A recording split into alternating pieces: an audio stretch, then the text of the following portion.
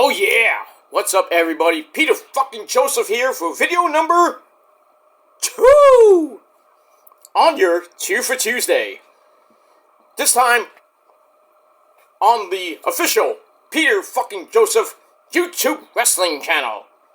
YouTube.com/Peter Joseph. Thank you for watching. Make sure you like the video. Hit that subscribe button down below on this very channel, as we have now hit that big, huge milestone, 500 subscribers. Now over 500, 501 to be exact. So now on the road to 600 subscribers.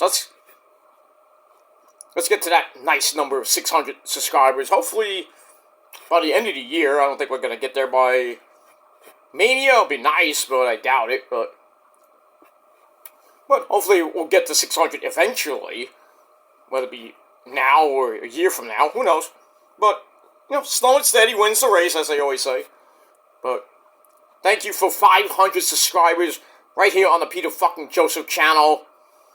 Thank you for watching my videos and subscribing to my channels, even you fake-ass fuck trolls out there. Thank you for the free sub and free views. And to those who have subbed recently, welcome to the party, pal. We hope you enjoy the ride.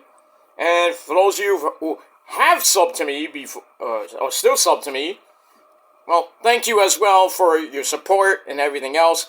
And like I said, we're on the road to 600. And we'll see what happens from there. But thank you very much for that. Couldn't have done it without you. I love you all, man. I love you, man. But anyway, thank you all for 500 subs on the channel. So, if you're new here and you like what you see, subscribe to the channel. And subscribe to my other channels, my five other channels. Well, I have this one and my other 4 channels, totaling 5. So if you can't add, then it's 5.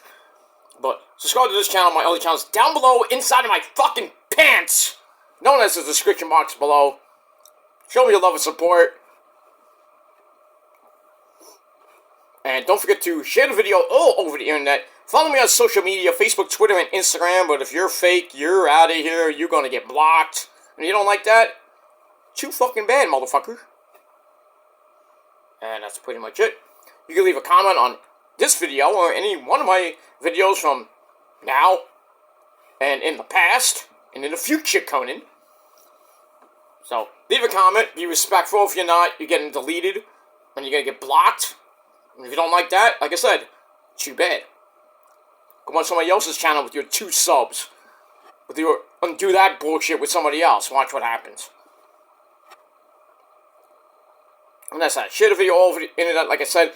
Most importantly, please tap and slap that bell. Turn on all notifications so you don't miss the next video. Because if you do, well, you're pretty much an fuckboy. And you're SOL. And you know what that means, motherfuckers. And that's it. Alright, so like, share, subscribe, leave a comment. If you're new here, subscribe.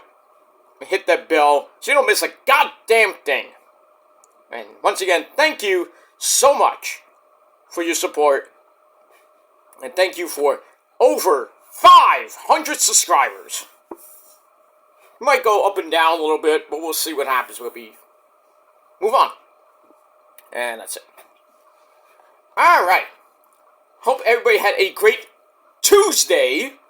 It is February the 6th, 2024, or if you're watching from somewhere else, or tomorrow, or whenever you do watch this video, it is now February the 7th, 2024. We're in the first week of 2024. Gonna be really short. We got 3 weeks left of February, and that extra day. We got the 29 days. What was this? Leap month, leap year. So we got that extra day in February. We got that coming up in 3 weeks. We got that, and then pretty soon, before you blink, it'll be March. So stay tuned, because by the time you blink, it'll be Easter. Easter's coming up pretty much in a month from now. So Got all that. St. Patrick's Day is coming up as well for all you Irish people out there. I'm part Irish, but I don't celebrate the holiday because I don't care about it. It is what it is. And, as of this video, next Wednesday is Valentine's Day. Or as I call it, National Hopefully You Use a Condom Day. Because, it's Valentine's Day. It's the day you have to get your significant other some chocolate.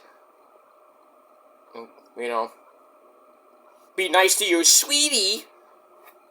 Whether it be a guy or a girl or two girls and two guys. Whatever it is, you have a significant other. Take her out to a nice lunch or a nice dinner. If you're a guy, get some chocolate. Or get her a card, get some roses, whatever you're gonna do. And maybe, just maybe, you'll get laid. But then again, some of you will never get laid because you're a bunch of virgins. The only action you get is rotating on my cock. Cock! But it is what it is. That's all the action you get. Because some of you have been on my cock for almost 15 goddamn years. It's just sad. It's sad that it is what it is. It's so sad that you're so obsessed with me and what I do on and off this website. It's jealous. Jealous. What are we so jealous about, Peter? Jealous that I'm way better than you? I'm smarter than you? I look good? Because when you look good, you feel good. Remember, that's a commercial. What it is. I know more about wrestling than you and everything. Music and sports and everything. Man, why didn't you debate us? And waste my time owning you? Come on now.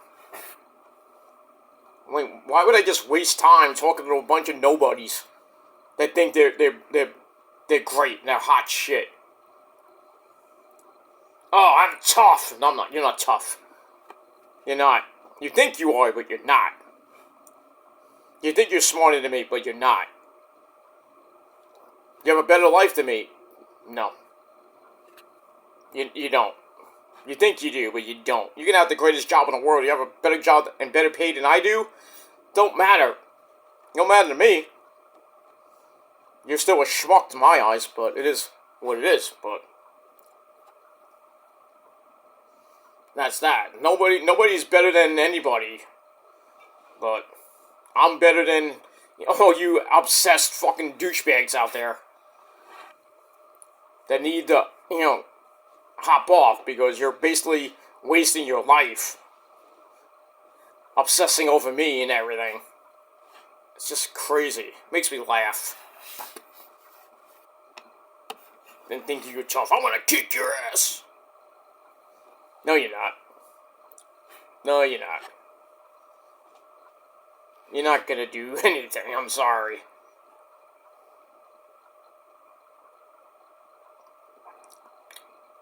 You're not going to do anything. The only thing you're going to do is go to the slammer and waste your time and your money and waste your life, thinking you're tough and want to take out a guy on just because you want to go after a guy on YouTube because you don't agree with what he does on YouTube.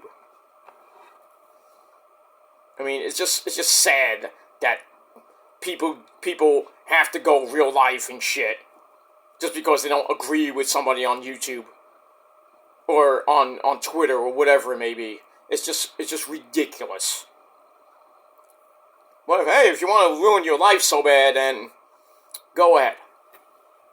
Because you're not ruining the person that you're victimizing and harassing and shit, or other people that are getting harassed.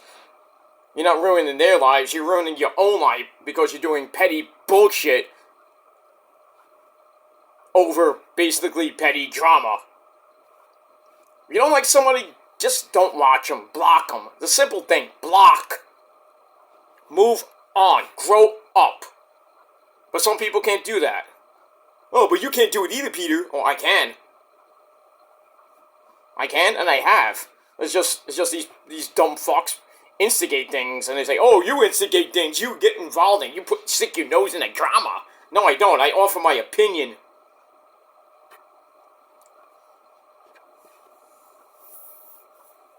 If I don't like somebody, I'll let them know. It's like, I don't like you. Because of what you do, you know. Like, you're a schmuck. That's my opinion. You're a schmuck. You need to grow up. Stop being such a dick. You know, I get that treatment. I don't give a shit what people say about me. I mean, I don't really give a shit what any of you people say about me, that my videos suck, I can't get real likes, or real views or comments. I actually get a lot of real likes, and I get comments every so often from real actual people. So, and I get real likes, I get real subs. Whether it be a fake sub or an actual real person, it still counts as a sub. And I get a lot of real views. So, it is what it is. Oh, you like your videos 8 to 10 times. No proof. You have 8 channels. No, I don't. I have 5. Oh, you have 2 backup channels on Killer Demons. I do, but I don't use them. I save them. I don't use those channels. Once in a while, I'll use them, but not a lot. I don't use them to like my own videos. I just have them as a backup, just in case. And those are from old, like, long ago. Like, 10 years ago.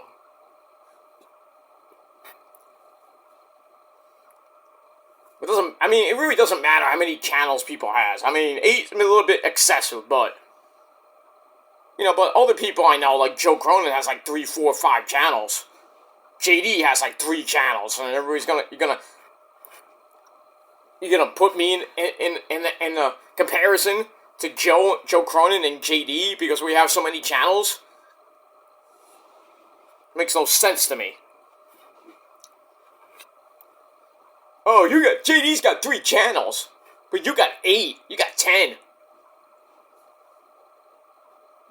Stupid fucking arguments. Who cares how many fucking accounts you have? But I really have 5 main accounts. And like I said, the Killer Demons backup channels, those are like from years ago, and I barely even use them. But it is what it is. So, there's your proof. So, receipt, there, right there. I don't have to show the receipt, I tell the receipt, so, get over it. I don't like my videos 8 times. I don't like it 5 times because I have 5 main channels. No, I don't. I get actual, real likes from real people. And some of you fucking fake trolls, too. So, it is what it is. I did one of my, rants that I did for the football stuff I've been doing lately. I think it was the, which one was it? I think it was the Eagles. The Cowboys, I think. Cowboys, the Eagles video I did. 37 likes! Oh, I have 37 accounts. I liked each one. Right. Over 2,300 views. I liked it I viewed it 2,300 times. Right. And all the comments that I got, too. That's my accounts, right? I made so many accounts just to comment to myself. Right. Right. Sure. Shut up. All the views I get are real. And you can't prove they're fake either. All the likes I get, you can't prove they're mine. When I leave a comment on Issa's video, or whoever, Joe Cronin's video, or anybody else's video, and I get like 3, 4, 5, 10, 12 likes for me, right? No. Other people actually like my comments. You can't prove it. You can't prove a goddamn thing. So shut your mouth, you jealous fucks. You're jealous. Just jealous that I'm better than you and you know it. You think you can prove me wrong? Then do a fucking video. Show your fucking self. Stop hiding behind a fucking avatar. Well, fucking black screen. With your sort of fake voice. Some of you use fake voices and AI. It's stupid. Stupid. Use your fucking real voice. Be a fucking man. Not a little bitch. Alright? Stop hiding behind fake fucking accounts. Use your fucking real account. Stop making 6,000 accounts. Just use one account. Okay? If I want to go on somebody's video and I want to use one of my other accounts, I have a free reign to do that. Because it's a real account. I don't have to go and make a fake account just to troll somebody. Because I don't troll. I just offer opinions. But it is what it is. But, like I said, I don't care if you call me a failed troll, you call me a low-cal. I don't give a shit. I don't give a shit. But what you're doing by making all these fake accounts on me, making videos on me, you know what you're doing? Acknowledging me. Because you acknowledge the tribal god. It is what it is. Oh, you did all these videos on Sean's View. Yeah, I was just calling him out on his bullshit.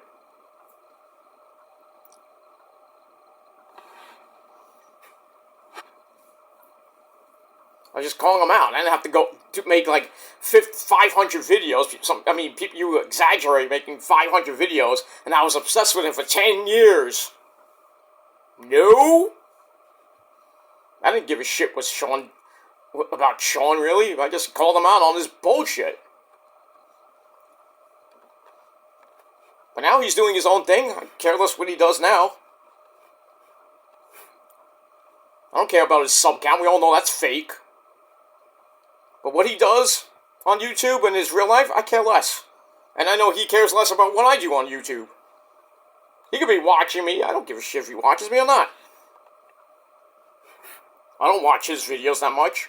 I care less for him, really. Most of them are, he still does the clickbait and everything. But do I care now? Nah.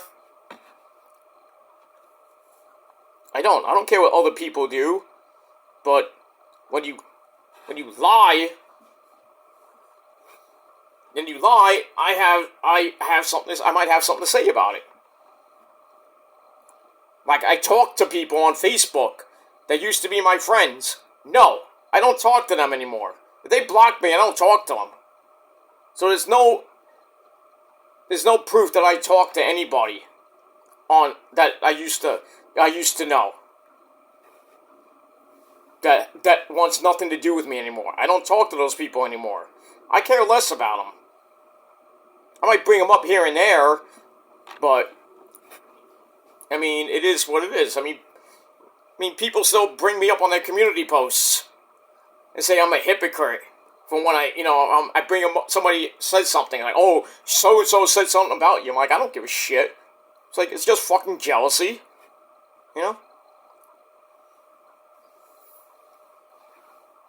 I don't care. I don't care about what people say. But then, when they put up community posts, they do live streams and they mention me. I say, "Oh, I'm not going to mention him anymore," but you still mention me anyway.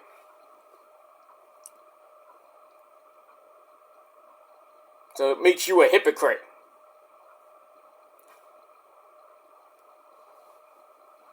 But it is what it is. But I don't talk to those people no more. Because I'll say it once and I'll say it again. They got brainwashed by all these stupid trolls. They got caught in the crossfire. I already apologized 6 million times for that. I really don't care. I feel sorry they got harassed and everything. But, if they want to go their own way, go their own way. Like I said, I know who my real friends are. And I got way better friends than those people. Some of them, not all of them, but some of them. A couple of them. But the other people, I wish them well. And even if I said some mean things to them, at least I came out like a man and apologized like a man, and I moved on from it. Do I regret it? Yeah. I shouldn't have said it. I should have just took it on the chin and just moved on. But I was, just my nature to be pissed off. I wasn't in the right frame of mind to do that shit. And say what I said and act the way I did. But it's in the past now. It's pretty much almost 2 years old now. But still people bring it up. Why? Because you can't move on. You have to go to the past and bring up my past. And have a beef with me and then, bring in people that shouldn't even be brought into the situation. That's a bitch move. Did I bring in anybody in my beef? No. Did I bring in anybody that you know? No. I care less about what friends you have. But you had to be a piece of shit. Bring in people that I thought were cool. I didn't mean to hurt them and everything, but I took accountability for it and I moved on. Whether I wanted to be friends with them and talk it out, didn't want to talk it out, so I'm like, oh, okay, fine, fuck them. I'm like, fuck them. But to come out and say, oh, so-and-so said that he still talks to somebody. I'm like, okay, where's the proof that I actually talked to them? Oh, that's right, it's a fake account. With my name in it.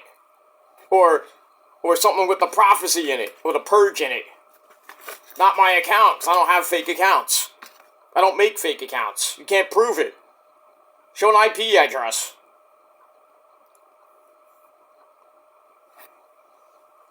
We all know who most likely it's from. So, I don't talk to any of those people from my past. Nope, but if they want to believe it's me, then they're a fucking douchebag. You want to believe it's me talking to you and harassing you. It's not me. I have better things to do with my time than to make fake accounts just to make you think it's me. It's not. Why don't you just go to the fucking account and see that when it's made?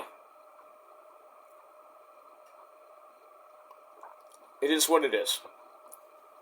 But if you want to believe dumbasses that are retarded, then go believe them. Then not believe the source. The truth. And that's me. So. But to each their own. I care less. Do your own videos. Have a great life.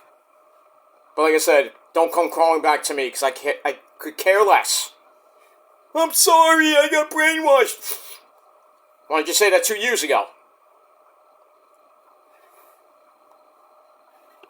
Like I said, don't come crawling back to me, because I care less. I wish it was handled differently, but it's over 2 years now. Get over it. That's all I gotta say about that. But, sorry about that. But, it is what it is. It is what it is. People that bring up my name in community posts or in videos or in live streams, it's just pure jealousy and fiendish slander when you make up lies about me, especially about talking to people that I used to talk to. I mean, prove it. Prove it's actually my account. I mean, seriously, prove it's my account. And if you can't, shut the fuck up. You slandering bitches. That's all I gotta say about that. So, you wanna go do live stream because what I said? I don't give a shit. I don't give a shit what you say. I don't. So that, kiss my ass. Your tribal god has spoken. Your extreme champion has spoken once again. And that is fucking gospel.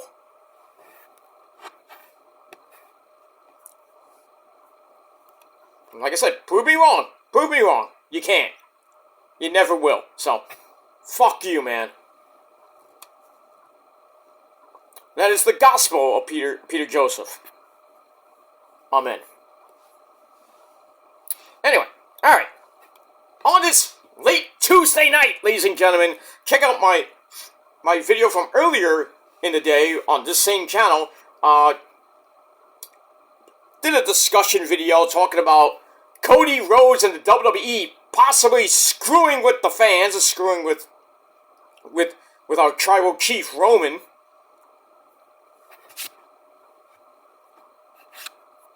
Ahead of Thursday's press conference. I still think something's gonna happen, and Cody's gonna get into that match with Roman somehow. That he could fight Roman on night 2, Rock and Roman on night 1, which I think is retarded. Roman's not gonna do 2 nights. He doesn't need to. He doesn't need to do 2 nights. He should just fight The Rock, smash The Rock, and move on. Cody, who gives a fuck? Let him fight Drew McIntyre and Seth Rollins for the world title. He wins the title, big deal. Big deal. He beats Seth 4 times in a row. Or he pins Drew McIntyre and wins the title. Poppy Peace tries to cash in, and he either wins or loses. He only wins if Seth Rollins beats Cody and Drew. He'll lose the title because he can barely stand. Poppy Peace will come in, cash in, win the world title, and then probably a payback. Cody can finish the story there. Cody can win the world title, and then we should unify the belts at SummerSlam. No. If Cody wants to win the world title so bad, he wants to finish his story, let him win the consolation prize, and let him hold it for about a year. Shut him up. Then he's telling the fans, oh, trust me. No, we don't trust you. None of us, only the fickle fucking fans do. The real fans, like me and other people, we don't give a shit about Cody. If he beats Roman, so what?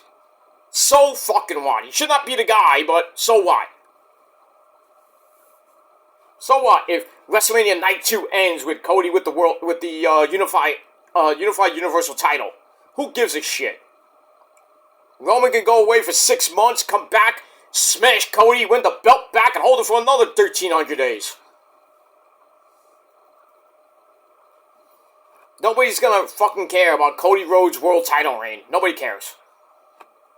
And nobody cares that him and the WWE are swerving us and really trying to do a Daniel Bryan from 10 years ago. Nobody cares. Get over it. Let it play out. Don't do these stupid death threats to Ava Reigns so that she has to leave X and social media. And then Sami Zayn puts up a tweet and everybody's bombarding him. And then he had to delete the tweet. It just shows how fickle and stupid the people in this fucking community, the WC, are. Fucking retarded 20 to 30-year-old dumbasses. Just because they have an opinion on, we want to see Cody. Fuck The Rock's daughter. I want to kill her. I mean, come on, really now? Just because you don't like The Rock, you have to make a death threat to his fucking daughter? And then you have to bully and harass Sami fucking Zayn? That's why I called some of these people fake as fuck wrestling fans. Because their opinions suck. They have the most ridiculous fucking videos of most ridiculous fucking opinions and comments. Like they think they know the business inside and out when they don't. 18 to 30-year-old people. They probably never watched from the past. They don't know a thing or two about wrestling and storylines and swerves and works and shit. The Cody thing is a work. You think it's real? No, it's a work.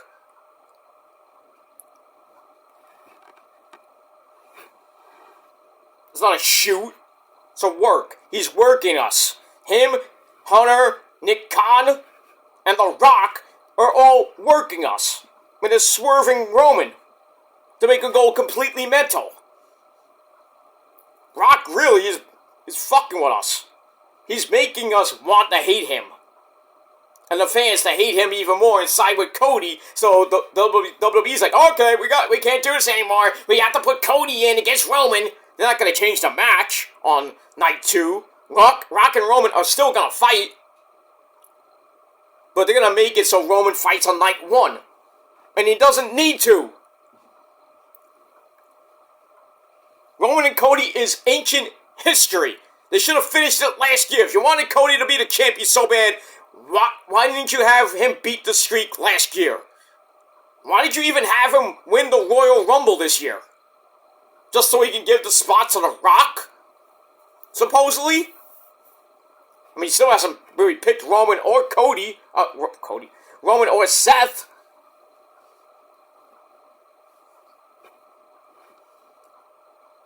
But in reality, Roman and The Rock is official, whether it be for the title or not.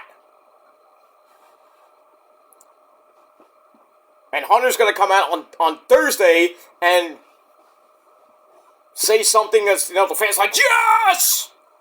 Or the fans are like, no!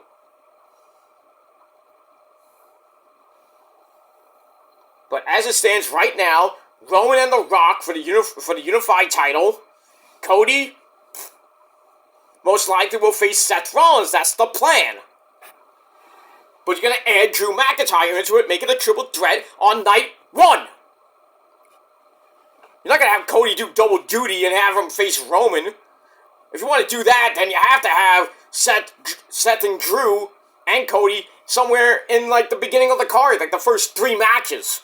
So then Cody can go to the back, rest up, and then is in the main event. Oh, main event against Roman. Makes no freaking sense to me. What the hell was that? Anyway. It's stupid. It is just fucking stupid how you fickle fucking marks are. I want Cody and Roman again!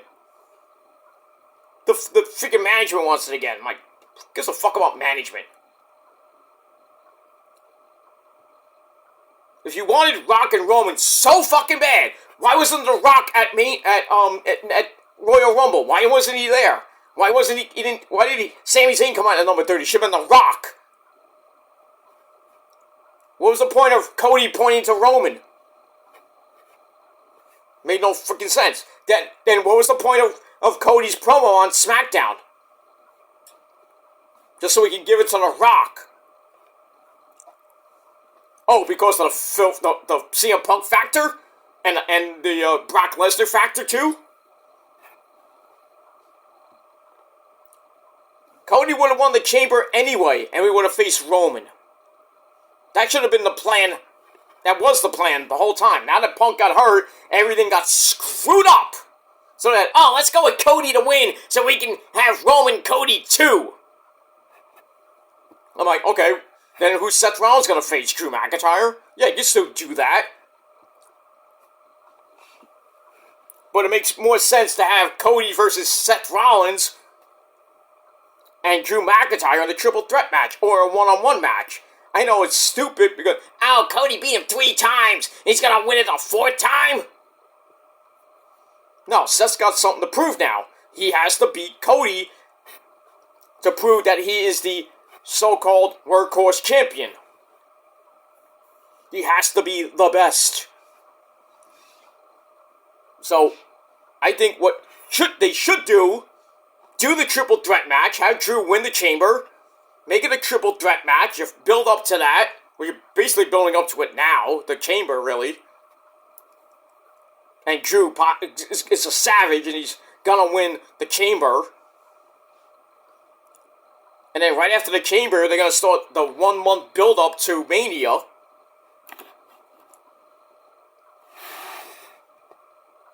And and Drew's gonna face Seth, and was like, well, okay, what happens to Cody? Well, what happened last night on Raw, Cody got knocked the fuck out by Drew McIntyre, so the I hate saying the word, long-term booking. So do the triple threat at Mania for the title, and then night 2, just have Rock and Roman. Cody can finish his story later. I still think he should be at SummerSlam. Let him win at SummerSlam when right before Roman hits 4 years. You want Cody to win so bad and finish the story, then finish it at SummerSlam. Not Mania. Okay? That's it. Just shut up, let it play out. But that's how I would book it. My fantasy booking. I would have Cody win at SummerSlam or at Survivor Series in New York City if it happens in November. Because I wouldn't even book Cody to win at WrestleMania 41. You're going to have Cody win the Rumble a 3rd year in a row? No. Cody wins the Chamber? Depends on who wins the Rumble.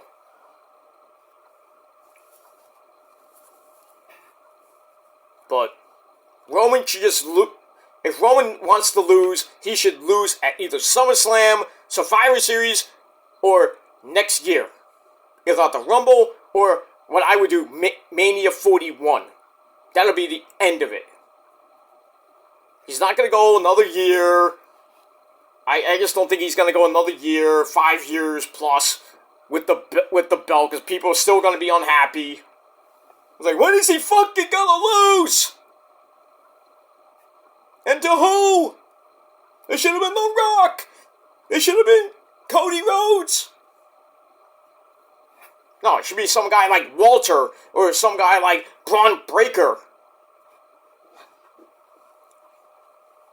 That's what I think should beat Roman. Braun Breaker or Walter.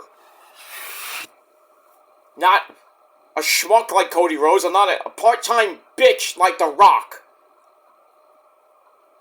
No.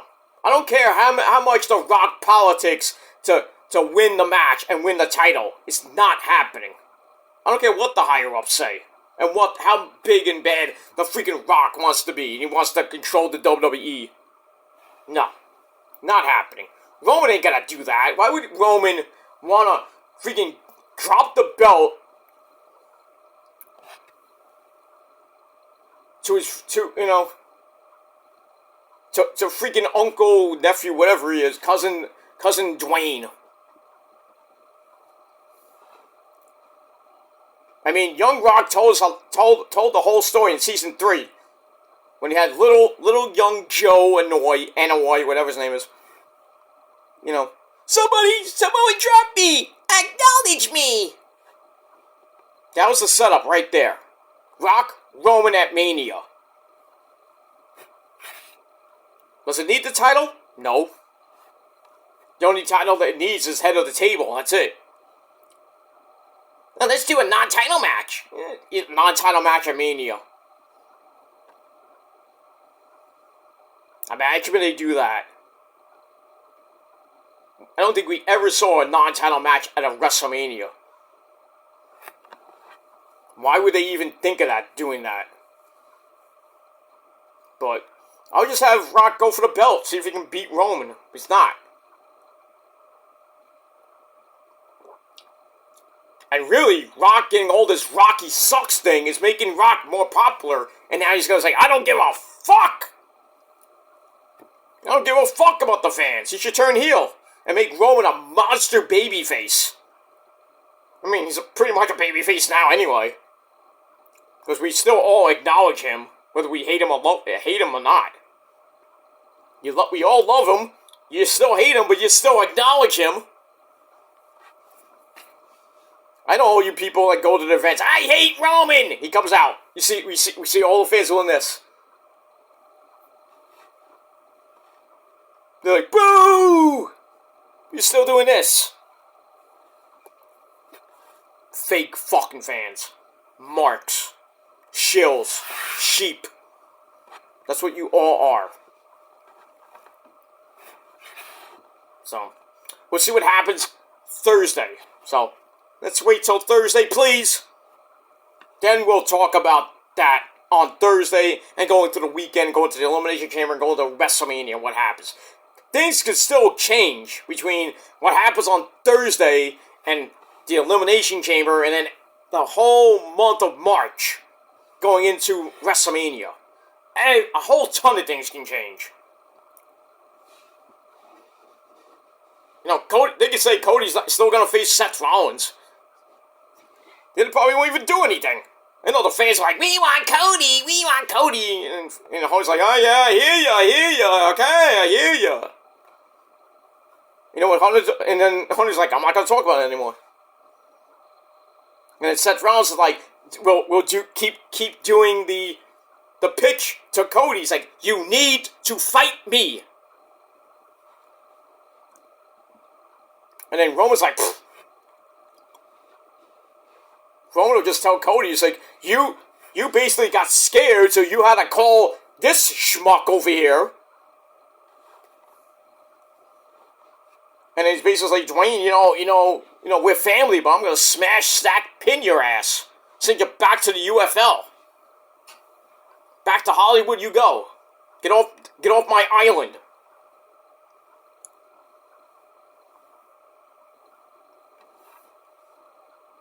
Pretty much it. That's what's gonna happen. I think that's what's gonna happen. Rock will do his usual bullshit. Cody will say the same missionary position bullshit he always says. Seth will try to reason with Cody. You know, says, I need to beat you. You need to fight me for the actual real title. And everyone was like, my title is the best.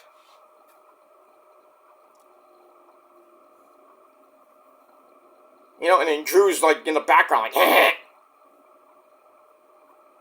So basically, it's gonna be like a war of words between Cody, The Rock, and Roman. That's all it's gonna be. That whole press conference is gonna be basically 3 people and Hunter. You know what I mean? Mommy Rhea Ripley's gonna be there. I mean, to talk and everything. And basically the fans are going to hijack that fucking event. You know what's going to happen. They shouldn't even be there. It should just be for the press. Fuck the fans. It should be at a closed location so the fans can't be there. But they want to have 30,000 fans not 30,000 I should say, but like 15,000 fans inside the T-Mobile Arena for a stupid fucking press conference. So they can cheer, we want Cody! Rocky sucks! If I was The Rock, I would just tell him to shut the fuck up.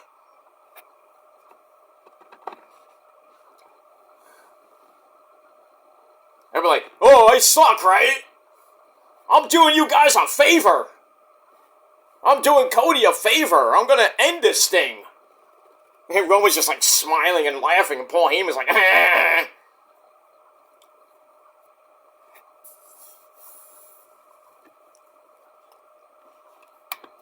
The way it is. The way it is. Just let it play out. And if Roman's still the champ after WrestleMania, and you fickle people are still gonna be yelling and screaming and bitching online and on YouTube on doing your dumb videos, I'm not gonna even care. All I'll say is, and I'll do the video after Roman beats The Rock, I'm just gonna be like, again, acknowledge us. That's it. I don't even have to say any more for the rest of the freaking year. Until Roman loses, then I'm like, the streak is over. That's it. It's like, the streak is over.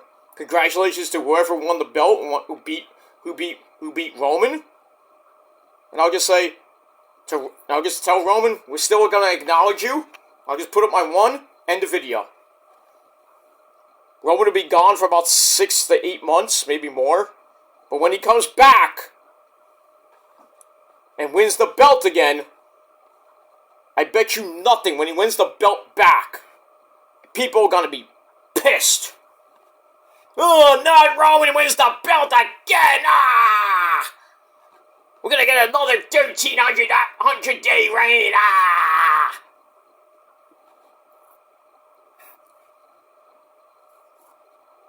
Just watch the fucking show and stop with your irrelevant, stupid fucking videos and your stupid comments. And leave the fucking wrestlers out of it, too. Stop with the fucking death threats to people that are not even in the conversation. Stop. And if not, you should be thrown off the fucking internet and thrown in jail. For that shit. I'm surprised that WWE doesn't find the people that made the death threats and find out where they live and throw them in jail. Or have their internet revoked. Or shut off for good. You don't like it? Tough. Because Macho Man Randy Savage, oh yeah, as I always say, you may not like it, but you must accept it. So, when Roman loses, I will hate it, but I will accept it. I'm not gonna bitch and complain. I'll be upset, I'll be crying, and everything. I'll be a little, like, fuck, I'll be mad, but I'm not gonna be that mad. But I know in the future Roman will get it back. If it takes a year, 2, 3 years, he'll get it back. But if somebody like Cody's just gonna get rammed down our throats for a year, I'm like, why didn't you just have this last year?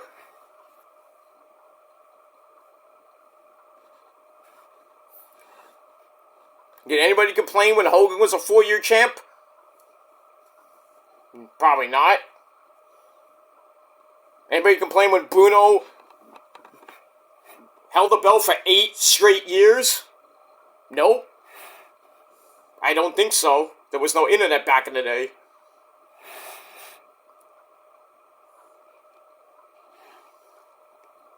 Anybody complain when Nick Aldis held the NWA 10 pounds of gold belt for over 1,000 days? No. Is anybody complaining about Walter's historic 607-day reign? Nope. Just because it's Roman, everybody has to be pissed off. When is he losing the belt? This is ridiculous. The Bloodline storyline sucks. Yeah, it's gotten stale. I agree with that. But who gives a shit how long somebody holds the belt for? Some guy can have the belt for 5,000 days. Yeah, it gets a little redundant after like 2, 3,000, 4,000 days. I'm like, God forbid, when is he gonna lose? We just have to keep going on the ride, like with Roman. Getting on the road to 1,300. It's a start, not seen in a very long time.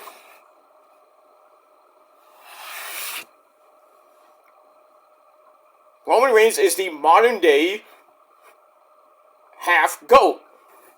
He's the GOAT of the modern era, next to The Undertaker, of course. I mean, Undertaker never held the belt for 1,000 days because his reigns was short, but well, in my opinion, he had a better career, longer career than Roman. Roman's been in the WWE, I think, for like 10, 12 years now, I think. Give or take. Taker was in WWE for over 30 fucking years.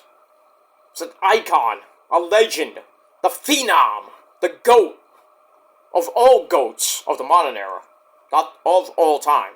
We all know of all time is Hogan. Though some might say Savage, some might say Flair, some might say Bruno. I mean, that's your opinion, but my opinion, the greatest of all time, is Hulk Hogan, brother. but of the modern era, from basically before the Attitude Era, basically after the Golden Era up to now, is pretty much The Undertaker. Of the new era, which is pretty much after the PG era ended, that's partly Cena, and really Roman. Really, it's Roman. He has done things way better than Cena did. But that's just my opinion. If you don't like it, tough shit. That's it. Alright, now, let's get to NXT really quick, because I want to go to bed, because I got to take my cat to the vet in the not early morning, but the morning. Alright, so, let's get to your NXT review for February the 6th, 2024. And as always, we are emanating from the Capitol Wrestling Center in Orlando, Florida. Alright, this is the aftermath of Vengeance Day this past Sunday. We're now on the road to NXT Roadblock on March the 5th. And then Stand and Deliver April the 6th. We got lots of stuff coming your way. Also, next week's show is live, but the week after that will be taped. So they're doing a double taping of NXT and SmackDown. So SmackDown next week will be live, but the 23rd will be taped because they'll be in Australia pretty much right after Monday Night Raw. They're flying to Australia. So that's why NXT will be taped on the 20th. No, they'll be live on the 20th, taped on the 27th, and then Roadblock will be the first official live show back after for NXT after the Elimination Chamber. Because Raw will be live on the 26th, and then SmackDown will be live on March the 1st. That's the road to WrestleMania right there. And that's it. Don't forget, with Dynamite, they're going to be live on March the 20th, and Rampage will be preempted and will be live right after Dynamite. So we got 3 full live hours on Wednesday night, March the 20th on TBS. Well, I don't know. Well, I don't know if they're going to do Rampage on TBS, because it's 3 hours. It's going to be weird to have 2 hours on TBS, and then they go, it's like, fans will be on TNT in an hour. Falls on TNT at 10. We have to change the channel real quick to TNT for Rampage.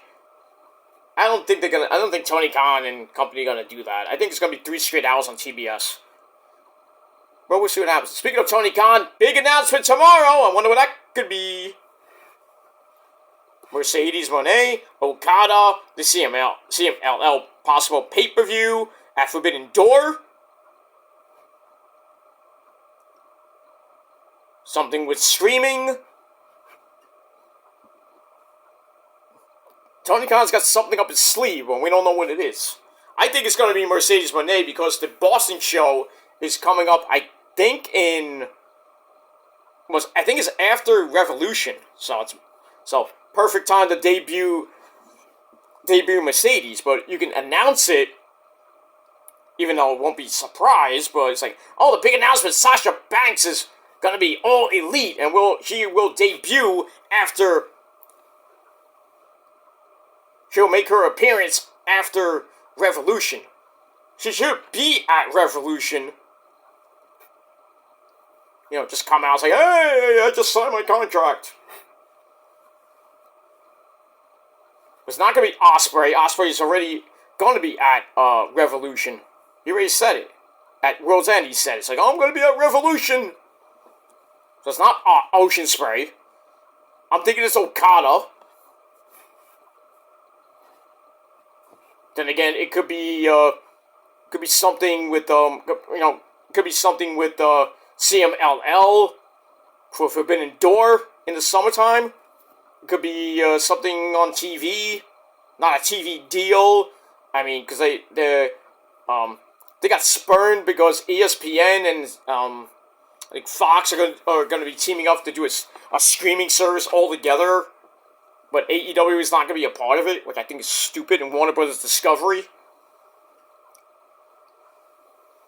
So, I don't know. We'll see what Tony Khan has tomorrow night. Better be good. If it's stupid, we all know what's going to happen. He's going to get basically demolished like he did back in November with that whole all-in ticket sales thing. You know, that was supposed to be a huge announcement. So now every time we hear from Tony Khan with a breaking announcement or a huge announcement, groundbreaking announcement, we take it with a grain of salt. But this could be an actual major announcement. If it's Okada or Mercedes Moné. Anything else? Or maybe the Stardom deal. I think he might buy Stardom at this rate. I mean, him and New Japan still kind of have a deal. You know, him and Tanahashi are like this. Now he has CMLL with all the guys that were on last week and this week. A lot of people saying Forbidden Door is going to be AEW versus CMLL. I wouldn't mind that. But then again, if you bring in Okada, I'm like, who's Okada going to fight in freaking Mexico? Speaking of Mexico, happy birthday to Pentagon Zero Melo. That's it. We have all that. Also, Toby Keith died today. Country singer. Former TNA superstar. He was on the very first pay-per-view for TNA. The first actual show for TNA. Where him and Scott Hall, the late great Scott Hall, Chico, he threw out Jeff Jarrett in a battle royal. That was it. That was his wrestling, accomplishment. But, sadly he passed away. I think it was today or yesterday. Not that I don't follow. You know how I hate country music as it is. I mean, the only country music I listen to is basically Willie Nelson. On the road again, girls can't get on the road again. Johnny Cash wasn't really country, but, I fell into burning red of fire. Down, down, down, the flames getting higher. The Ringo fire. I mean, I like Johnny Cash. What do you want from me? Stop it. But I wasn't a big Toby Keith fan. I don't like country music. I think country music is satanic. It's stupid. All the songs are about fucking their cousin. There's some good songs, weird songs, like, I love this bar. Yeah, I do too. I met my girlfriend at the bar. She was my cousin. I took my cousin to the bar, we had sex. We had drinks and we had sex, and I fucked my cousin in the bar. I had sex with my cousin. Yup.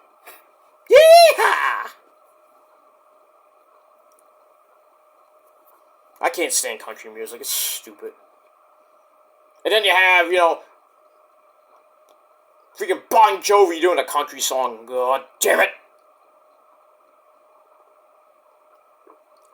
They had, Who Says You Can't Go Home, which is basically a country song. Bon Jovi going country. It's like Kiss going disco, and how did that end? Great song, but Kiss doing disco. I could have really fucked Kiss up. Kind of did, because after that they did Creatures of the Night, which was like epic. I mean, it just made everyone was like Kiss, disco. Ugh. Still, it's a freaking classic song. And now all the young kids that they didn't even know who fucking Kiss was back in the 70s because they were never born. They put on the face paint. They go to the concerts. Do do do do do do do do. I'm like, freaking 10-year-old kids. Freaking do do do do do do do. I'm like, you don't even know when this song came out. Daddy, when did this song came out? Well, before you were born. What year? 75? No, not 75, 78. Like, disco. What's disco?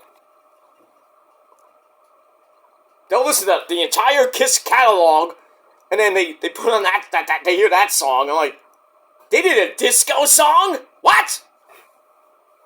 I hate Kiss. Pfft. Smash their fucking records. Like, what the fuck? Why am I putting on this face paint? They're doing a disco song. They're rock and roll. Talking about Satan and everything. You know, Gene Simmons blowing fire. They're doing fucking disco. Come on now. Come on.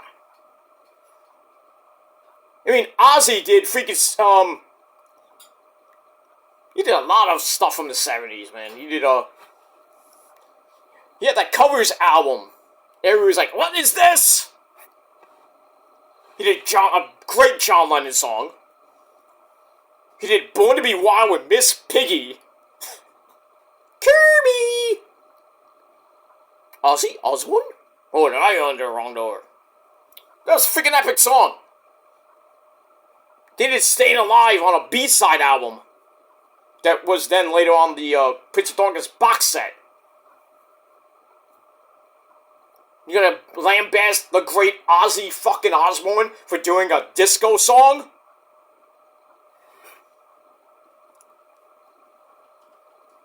I mean, all the bands are freaking doing covers of that.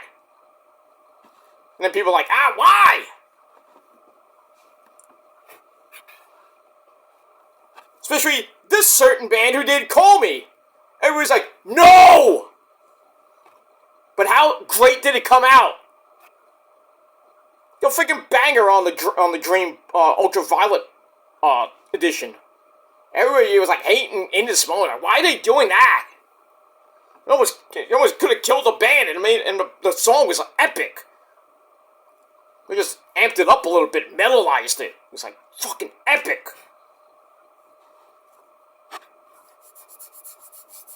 I mean, some of the covers are pretty damn good. The Bjork cover on God Mode of Army of Me. Mwah! Fly Like an Eagle on the last album. I didn't like that much. Not a great cover, but just saying. They did Run to the Hills. Ugh, they should have been fucking on an album. It was just on Talking Metal. And they did I'm Broken, which is, whew, that should have been on an album. Like a Pantera covers album. Or like a tribute album. I would have paid to have them on there. But you only can get them on YouTube. They should have been on Spotify. I don't know why they didn't put those songs on Spotify. And how many downloads that would have got. I mean, there's other covers of Run to the Hills. And there's other covers of I'm Broken, but not as good as In This Moment. No. Corey Taylor did it, and a couple other musicians did Rainbow in the Dark. Great! Not as great as Dio, of course. It's a great track, but I've heard other people do Rainbow in the Dark. Liliac. I mean, freaking Liliac with the covers. Whew. I mean, if you haven't heard any Liliac covers, or the band Liliac itself, you are missing out. Rainbow in the Dark is just amazing. Freaking Melodia, that's her name, Melody, screams her ass off. Basically, they're calling her the second coming of Rodney James Dio, which is crazy. I wouldn't put her, I mean, she has a great voice, screams like a banshee. I would love for her and Maria Brink to have a fucking duet. Collab. Make it happen. I said it to Maria too, and Chris on Instagram. I said, you gotta freaking tour with Liliac. I would pay to freaking have Melody and Maria sing anything. I mean, sing old stuff from like sing Ashes, like her and Chris Motionless did way back in the day. Man. In This Moment and Liliac on tour. Whew. Sign me up. Melodia and Maria Brink singing Ashes, or singing Daddy's Fallen Angel, or Black Wedding. That would probably be the only thing they can do. Black Wedding. I mean, Ash Costello sang on tour with Maria doing Black Wedding. Rob Zombie sang with Maria at the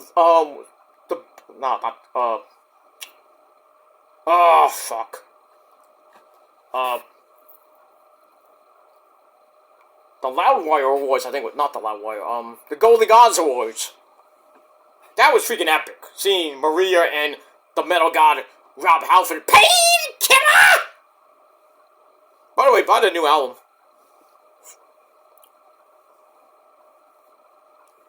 Buy Judas Priest's new album. You'll love it.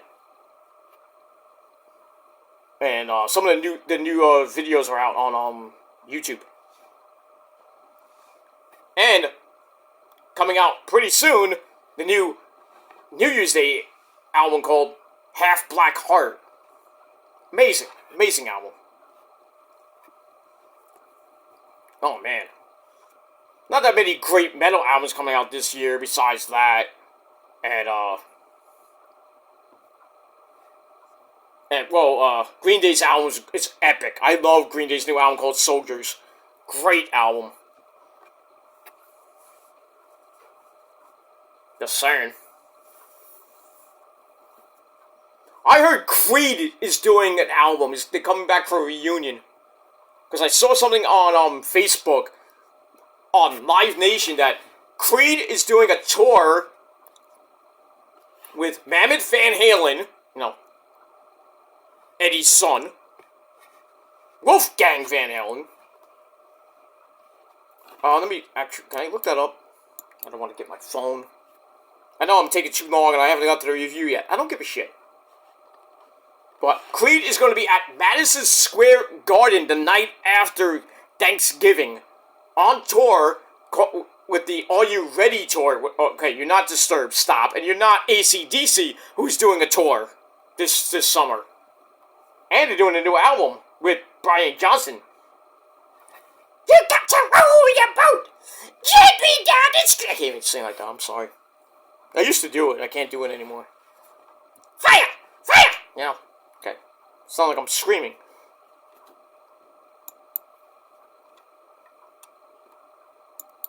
Alright, let me see if I can get this. I can't type.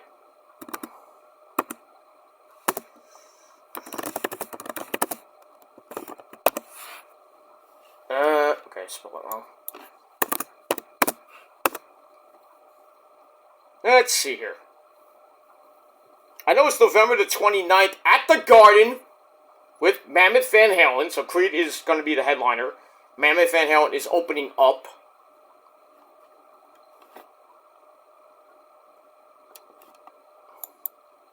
I put the U in.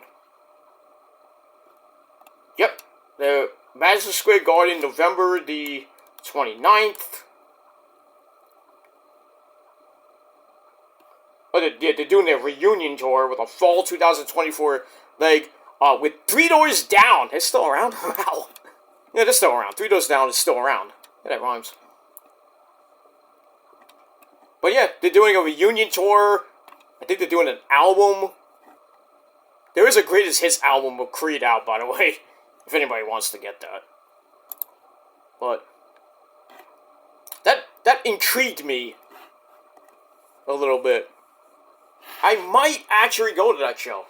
If it's not sold out, but I know the ticket's going to be... Forget it. Even if you sit way up in the nosebleed seats, it's going to be like 150 a pop. Or maybe 200 a pop. I'm like, ugh. And then you buy it on Live Nation. Don't get it on Ticketmaster. Live Nation will make you cost like $250, $300. by yourself. I'm like, come on. For the nosebleed seat, was this Taylor Swift giving out tickets to her stupid tour coming up. Because she has a new album coming out in April that nobody's going to care about. And the tickets to see her are like $3,000? What? That's not front row. I'm talking about way in the back. $3,000? Are you nuts? At a stadium? Come on.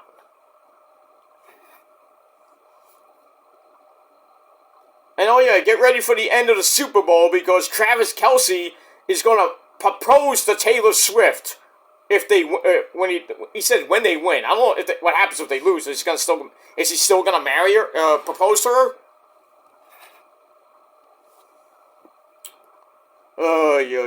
And he's taking her name.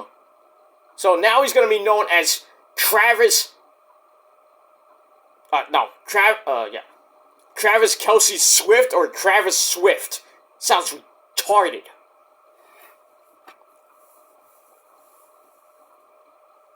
Why can't Taylor Swift just change her name to Taylor Kelce? Yeah, that sounds weird too, but... Or Taylor Swift Kelce. Still. But yeah, Taylor Swift's going to be married right after the Super Bowl. She's off the market. I really would hope if I told her to say no and dump him right after the Super Bowl after they lose to the 49ers. Still getting hate. Even though Pac-Man was like, hey, Brock Purdy's he's a game changer. Yeah, he doesn't have to cheat like you do, Mahomes. Right? I know what you're doing back, in Vegas, you schmuck. I know what you're doing. You and Andy Reid talking to the referees every freaking day before the media comes in. We need you to throw the game here. We're gonna give you $1 million for the game to give us the game. Give us all the calls. Which I guarantee you nothing. That fucking offensive line is going to be holding Bosa and Greenlaw and Fred Warner and basically the entire fucking San Francisco defense. And all the Niners are going to get all these fucking calls on them. I'm like, why? And then they're going to be non-calls and everything. Like in Super Bowl 54. Because the referees got paid off. Not because the Niners blew a 10-point lead. Because Garoppolo's shit. Different team this year. Some of them are coming back, like Kittle, Debo, Ayuk. But we got Christian McCaffrey. What do you got? Oh, we got Patrick Mahomes. We got Travis Kelce. We got Isaiah Pacheco. Fuck them. Fuck them. They're not as great as fucking Brock Purdy. Yeah, Mahomes got 2 rings. Big fucking whoop. 2 times he cheated. Really, 1.5, technically. 1 time. The one against the Niners. That was a definite cheat job. That was a definite screw job. The one last year when they beat the Eagles. I think the Eagles just... I don't think they got ripped off by the referees. Great game, but still. I think there was some calls, that the referees were like, what? Some of them were stupid calls. I'm like, oh, really? Come on. Then they didn't call non-calls on a pass interference call that shouldn't have been called. Ridiculous. I really hope the referees don't do that in the Super Bowl. It's too big of a game to have non-calls and stupid fucking penalties. When you see a hold on Bosa, you throw that fucking yellow little dinky flag. Holding on the offense. Please, for the love of God, I don't want to have a game that is just ridiculously marred by stupid penalties by the stupid referees. was I will go off on Roger Goodell till freaking next year. He should be fucking thrown out of the NFL. He's a bad fucking owner of the NFL. He is so bad. I want somebody else. Get rid of him, please. It's even worse than Gary Bettman of the NHL. Just sad. Or even Adam Silver of the NBA, and I don't watch the NBA, but that much. Freaking David Stern was a better fucking owner of the NBA and commissioner of the NBA than freaking Adam Silver is now. Or even Gary Bettman. Or even Roger Goodell. And even Bud Selig is worse than all those guys combined. Bud Selig was a fucking douche.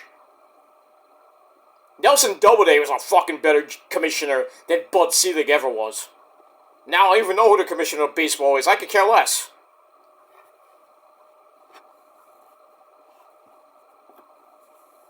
But I guarantee you the Super Bowl is going to be marred by stupid penalties. Or penalties that don't get called. I just wanted to be a competitive game.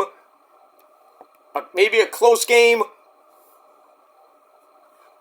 I just don't want it to be marred by penalties like Super Bowl 54. Or 53 too. Because basically I think 53 is a blowout. I think. Who cares?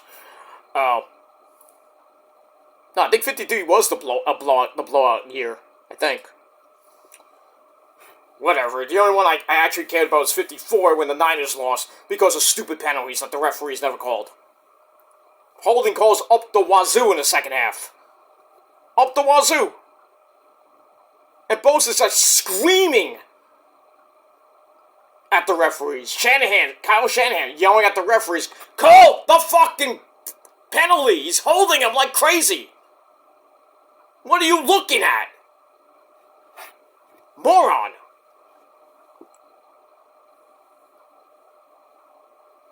They better not do that this year. Better not. I still think the Niners are a way better team than the Chiefs. They have the defense. I think the Niners have the edge on defense, even though the secondary stinks. But I just think Bosa, Greenlaw, Dre Greenlaw, and freaking Fred Warner and company, way better than that defense that Kansas City has. I think it's going to be a defensive game, pretty much, and it's most likely going to come down to the offense. And really, Kansas City has two weapons. Really, three weapons. It's really Mahomes with his feet, Pacheco was basically Debo 2.0, and Kelsey, you can get open almost like George Kittle can get open most of the time. And Brock, in a big, huge game, this is going to be really the test for Brock. A big test for Brock. He cannot get rattled. He cannot get scared like he did against the Ravens on Christmas night. So I don't think he was prepared. He just had an off night. He's going to come out guns blazing. He's going to read the defenses, throw the eye up, throw the Debo, throw the Kittle, they're open. Maybe 3rd and 1, Jennings. McCaffrey's going to have a legacy game. I have a feeling we're going to get McCaffrey going berserk. He is the MVP, after all. I think it should be Brock, but I think it's McCaffrey's going to be the MVP. Not the Super Bowl MVP. Well, maybe the Super Bowl MVP too, but we'll see. But I have a good feeling that the Niners are going to win this game. But we'll talk about that on Sunday. Alright, let's get to rest. Let's go back to wrestling. Alright. Let's go back to your NXT review, and I will shut the fuck up. Get to the review and shut up! Fuck you. Go for how long I want. I don't give a shit. But we're gonna get to the review now. Alright, so NXT tonight. Byron Thurston on commentary tonight with Vic Joseph. I mean, you couldn't get Wade Barrett to do commentary again. I guess that's probably gonna be until Booker T comes back after his stay in the hospital. Probably get a rotating door of commentators for NXT. Would it be Wade Barrett or Byron Saxton or Kevin Patrick? Who knows? But man, when Trick comes back, if we have Byron Saxton on doing the whoop that Trick stuff, oh yeah! It's not gonna have the oomph that freaking Booker T has. I mean, give Wade Barrett credit. It was funny. I like it. Come on! You know, come on. What are you, Michael Jackson? Come on! Good guy, come on! Good old Wade Barrett. You gotta love it. Come on! I got the feeling, come on! You know. Anyway, so we have Byron Saxton and the creepy man with the creepy candy, that's Vic Joseph, at ringside for NXT tonight. And we start off NXT with Carmelo Hayes, the traitor. Carmelo Hayes. He's in the ring, got his big black jacket on. That can probably hold 4 clocks. He's in the ring, he's sitting down. And the fans are really giving it to him. He's got nuclear heat. So, he sits down, and the fans are like, "Fuck you, Melo!" Which then had to get changed to "Screw you, Melo," because from what I heard, the production people told the fans, you can't curse anymore because they were threatening to shut the show down. Oh, somebody at USA don't like that shit. Yeah, that's why they had the 7-second delay. Somebody forgot to hit the button. Well, we gotta stop the fans from saying "fuck you." We're gonna shut down the show. Right. We'll tell the fans what to do. We have our own opinion. First Amendment! So anyway, the crowd's chanting, "Fuck you, Melo," at Melo. Melo gets up out of his chair and he says, "Not yet," drops the mic and leaves. And that's it. I thought it was done. He's gone, but he comes back later, and I'll talk about that in a minute. But man, that was a freaking crazy start to NXT. And I gave it 3.25 out of 5 stars. And that's it. Alright, after that we get a Vengeance Day recap. So if you missed Vengeance Day, you got the recap. Then we go to ringside, where we have Byron Saxton and Vic Joseph at ringside talking about what happened at Vengeance Day. Then we have the new NXT Dusty Rhodes American Dream, baby. The Cup winners, the Wolf Dogs. And they were announced as the Wolf Dogs. Baron Stormin Corbin, this is the Taylor Jack Sparrow, and Braun Breaker. There they are, celebrating their win at Vengeance Day, beating Trick and Melo to become the #1 contenders for the tag team belts, winning the Dusty Cup. Corbin can't believe they were called the Wolf Dogs. And then they want the tag team belts from the champs, which is my cousin Tony D and Stacks. So we got that, and then they're kind of fighting over, I want the cup. I want to put it in my mantelpiece, you know.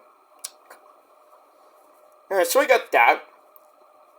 And then the lights go out. I'm like, oh, who's gonna come out now? But then we have the high-flying team of A-Kid, Axiom, and The Flash, Ben Frazier. They come out as Corbin and Breaker go on commentary. So we get our first official match of the night as A-Kid and Ben Frazier take on the Job Squad of Malik Blade and Idris Enofe. Freaking A-Kid looked like the Green Ranger with that fucking mask on. You know, rest in peace Jason David Frank, the Green and White Ranger. And partly the Red Ranger in some other version of Power Rangers. But we all know him as the Green Ranger. Anyway, and how he had that on-screen and off-screen thing with Amy Jo Johnson, otherwise known as the Pink Ranger. Johnny! I had such a crush on her back in the day. Amy Jo Johnson, the Pink Ranger. She was. I mean, now she looks great too, but I don't watch Power Rangers. I care less. But I always will remember the original Power Rangers. Go, go for the nation. Go, Power Rangers for the nation. Oh, masturbation. So, anyway, let me move on. Alright, this was a pretty good match. It's also an A-Kid rolling out of Idris Enofe's basic wrist lock.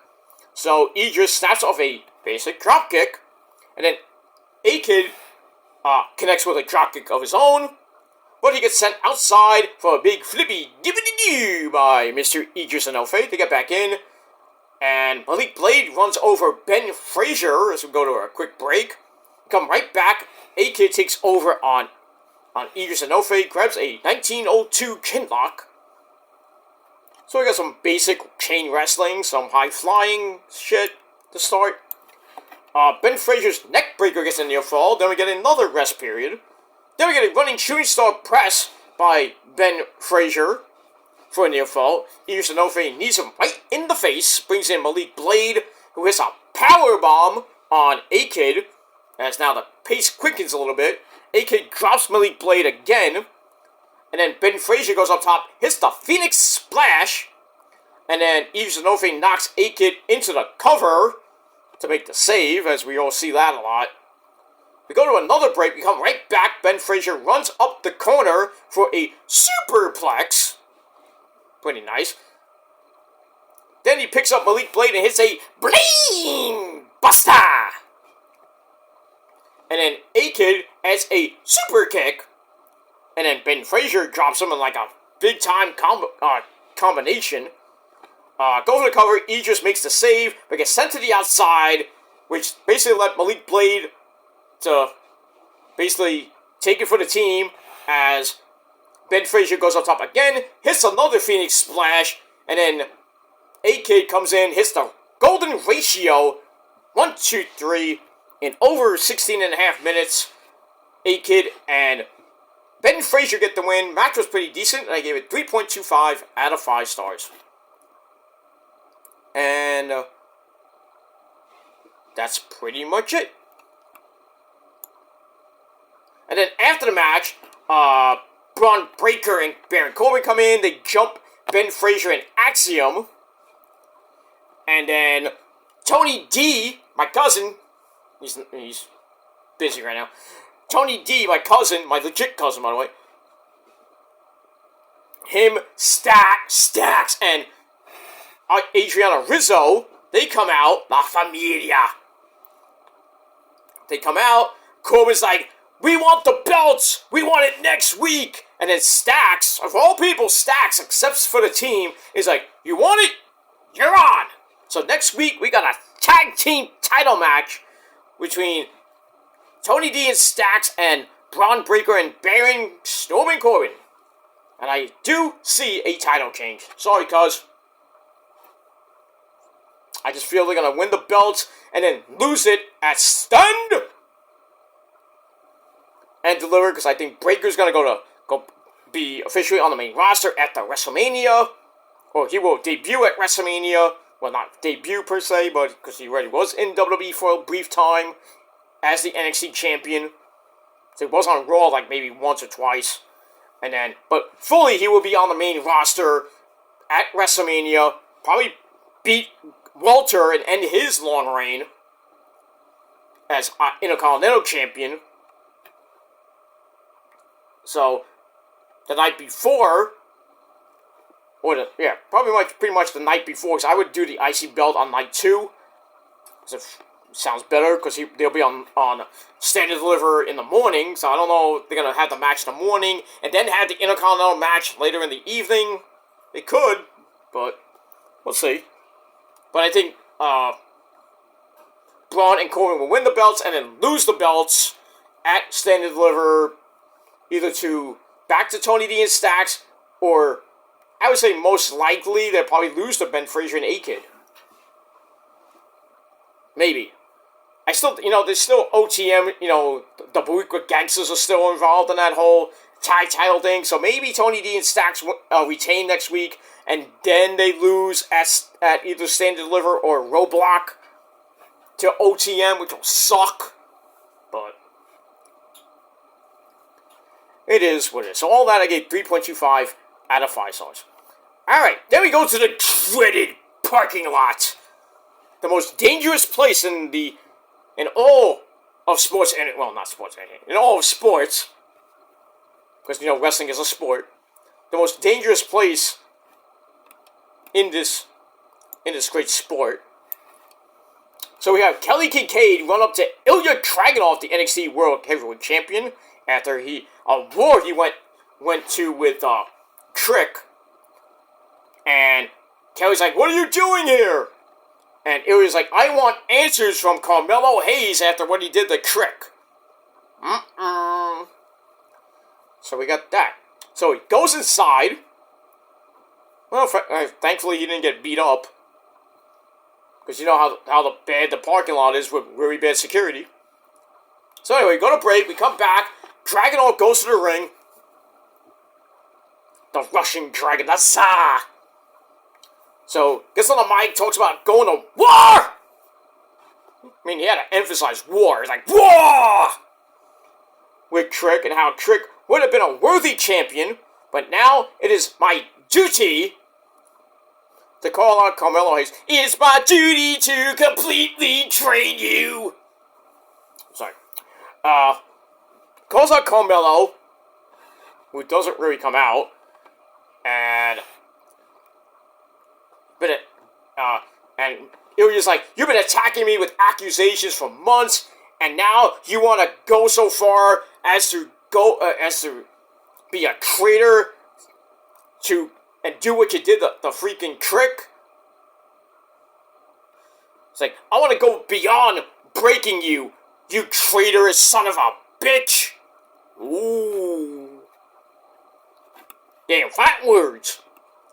So instead of Melo coming out, Dominic Dijak comes out after his no disqualification match win against creepy Joe Gacy. And anybody notice the Schism mask? When they show the crowd is here. They have that big NXT thing, the LED screen behind them. If you look closely, Gacy's mask was in between the NXT thing. That was kind of weird. So that continues. So Dijak comes out and says, "Me and you both won at Vengeance Day," but it was like, "I don't want to hear this shit. You're not Melo. Get out of my ring." And then Dijak talks about how he knows what it takes to break Gacy. That's true. But Dragunov tells him, "Get out of my fucking way." And then they start fighting, which finally gets broken up by 4 security guards again, and 2 referees. And then surprisingly, Ilya and Dijak didn't break away and still continue to beat the crap out of each other. How bad that didn't work on Raw with Nia, Jax, and Mommy. 4 security guards. That's all you can get, Hunter. And Shawn Michaels, Mr. Hickenbottom. 4 security guards. 4. I mean, you couldn't have the people that are not even on TV from the Performance Center, most of them are on Level Up. You couldn't just put them in security guard outfits and have them come out? Instead of 4 people, we have like 8, 10 people. 4 people. Great. That's just great crack security. I would, if I was a wrestler and that had to happen, I would have came out the next week. I would have freaking went off. It's like, if it wasn't for 4 security guards. No, I said, me and Dijak we're about to kick the crap out of each other. And not even 4 fucking security guards come out. I'm like, we're a multi-million-dollar company. We can't get security out here. I would have went off, man. I would have like, fuck this, man. I was like, come on. I mean, who's running this show? I mean, we got 4 security guards out here. Like, I'm in the ring doing a promo, and those 4 security guards are out surrounding the ring. I would have looked at him, got in the ring, started my promo, and I'm like, man, this company has so much money that we can't get more security guards out here. And we got 1, 2, 3, 4. It's like, man, how much you guys are getting paid? It's like, get your $500 and get out of here. And then the fan's like, oh, I'm right. Tell me when I'm telling lies. And I'm like, come on, Mr. Levesque. Come on, Mr. Higginbottom. Can you get me some more security here? 4 security guards. Just great. And you wonder why I really give it to the WWE sometimes. Even AEW doesn't even have that many security guards, too. I think TNA, too. I mean, can we freaking hire some security guards? Like, actual security guards, not people that, like, from the back, or, like indie guys. No offense to indie guys that do that, but I know some people that have done it. Yeah, I mean, Eli Drake was a security guard back in the day. MJF, remember that whole thing with Joe? Ciampa was a security guard. Mike Verna, my good buddy Mike Verna, was a security guard. Joey, what's his name? Joey Ace. Good friend of mine, too. Joey Ace was a security guard a lot of times. So a lot of indie guys, you know, if they're in the area, they get called up. It's like, oh, we're going to have you as a security guard, and you're going to get your ass handed to you. Good. I make my money. Hey, give me my $500 right here. Good, I can stay at the hotel tonight. Give me a nice meal. Then I have gas money to go home. Pays to be a security guard sometimes. Yeah, I might actually do that. Nah.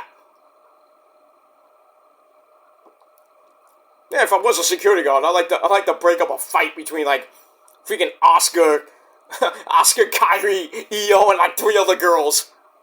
I just like grabbing Oscar. I'm like, and I don't really want. I'll be like, ah! I have to grab him by the waist because you don't want to, you don't want to fondle him. But with my hands, they might wander. I gotta keep my hands to myself. But I already do that in the bedroom, so it wouldn't matter. So. I mean, I gotta have, I can't keep my hands to myself with those hot Asian chicks in the bedroom. I mean, come on. Imagine me being a security guard doing that shit. All over those Asian chicks. Woo, boy. I'd have to really control myself if I was a security guard, because I gotta keep my job.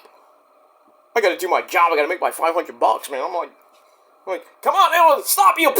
Get hit with the mist. Ah! Not the first time.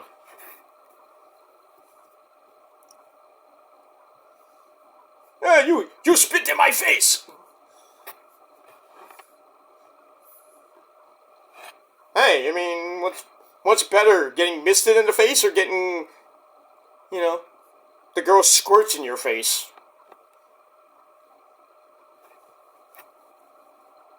What would you like to have? Green mist by Asuka in the face, or a hot Asian chick squirting in your face after after you eat that pussy? I mean, pussy juice or mist? You decide. Put it down in the comments down below. That was a weird tangent and a weird segue, but okay. So anyway, so we get that. So later on, we're gonna have in the main event Dijak versus Ilya Dragunov non-title match. Okay, there you go. We go on for that. Alright, so I gave that segment 3.25 out of 5 stars. We move on. Then we go to the back. We have Thea Hale and JC Jane, happy with the success of the women of Chase Do calendar, doing very well. But other than that, JC wants Thea to play hard to get with her boy toy Riley Osborne, and Thea's like, no, I think we can do that. Weird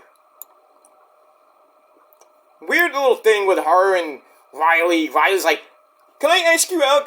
They have a Valentine's Day date, supposedly, and then, Thea's like, she's like, I don't know what to do, and Jason's like, do I have to do everything for you? I bet you nothing, JC's gonna screw it up. Because they're gonna have the date, JC's gonna try to play wing woman, wing man, per se, and then something's gonna happen where she starts kissing and fondling with Riley, and Thea's gonna be pissed!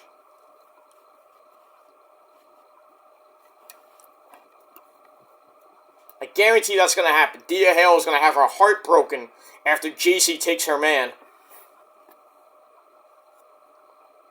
Which wouldn't be a bad thing for Riley Osborne, but... You want to have a crazy chick, or you want to have a hottie like JC Jane? Well... Depends what your preference is. You want to go down the CM Punk route?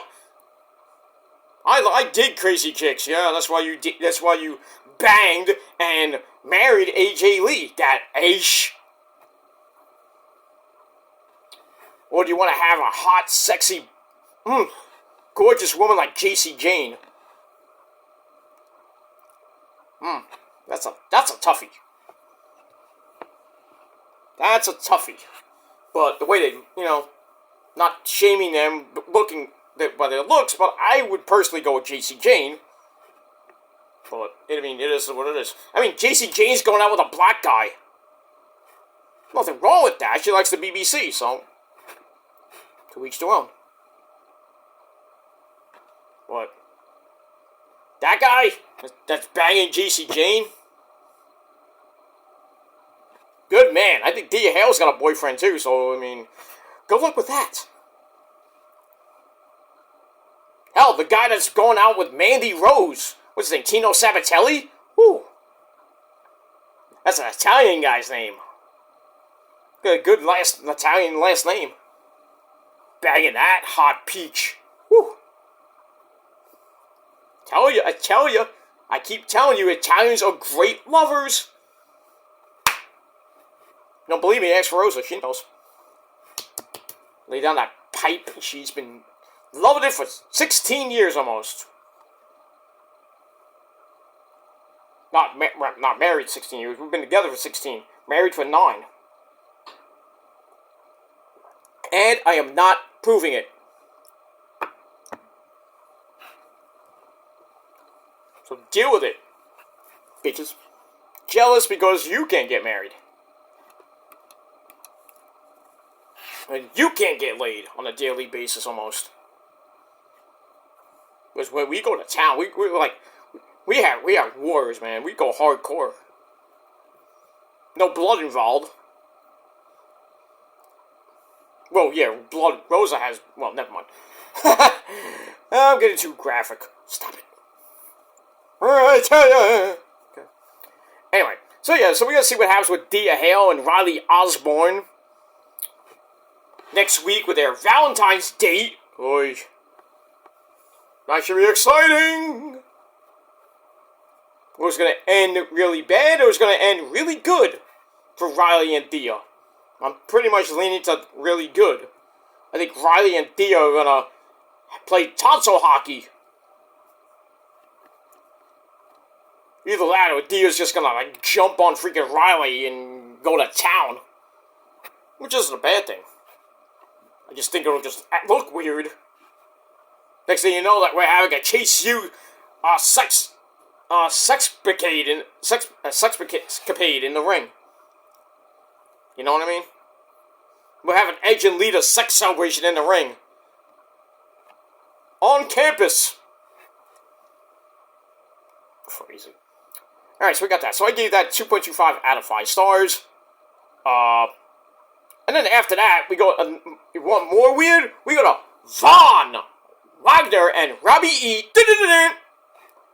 Von is mad with losing the Noam Dar last week in the Heritage Cup.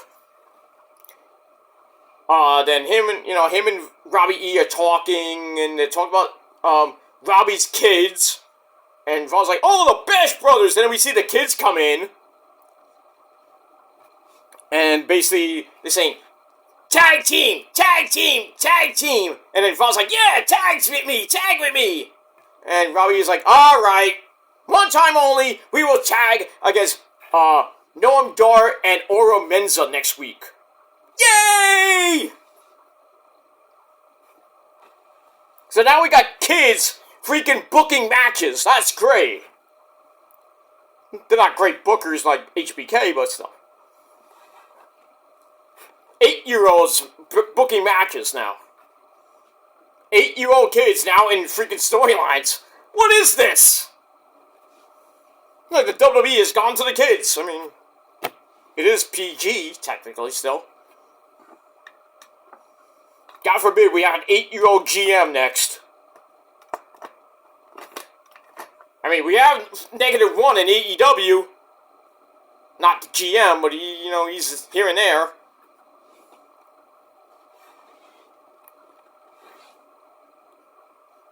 Him and Marco Stunt, two midgets basically fighting back in the pandemic days. And freaking Tony Khan and Cody Rhodes are trying to stop them. Like, that's gonna work. And where's Marco Stunt now? Who cares? The last time we actually saw him, wasn't he on American Idol trying to audition and he failed? Hey, you suck, Marco Stunt, you midget. Stay out of wrestling, because you suck. You suck worse than Wheeler Yuta. But I digress. Alright, so next week we got Von Wagner and Robbie E. teaming up against Noam Dar and Oro Menza. Actually, pretty damn interesting. And I bet you nothing the kids will be in the audience and they'll probably get involved somehow. They'll come out like, yeah, we got something on his foot. Give a wet willy. No, not wet willy, do something weird. I'm like, oh great, now we got 8-year-old kids in a match. This ain't New Japan. Not doing that, but Remember when Kenny fought that 8-year-old kid? That was weird. The freaking kid was kicking Kenny's ass, and then Kenny got all mad. He starts beating this freaking poor 8-year-old chick. Oh man, that was savage. I think Kenny lost that match to the kid because you gotta put the kid over. I'm not gonna have the kid lose to Kenny Omega. Come on now.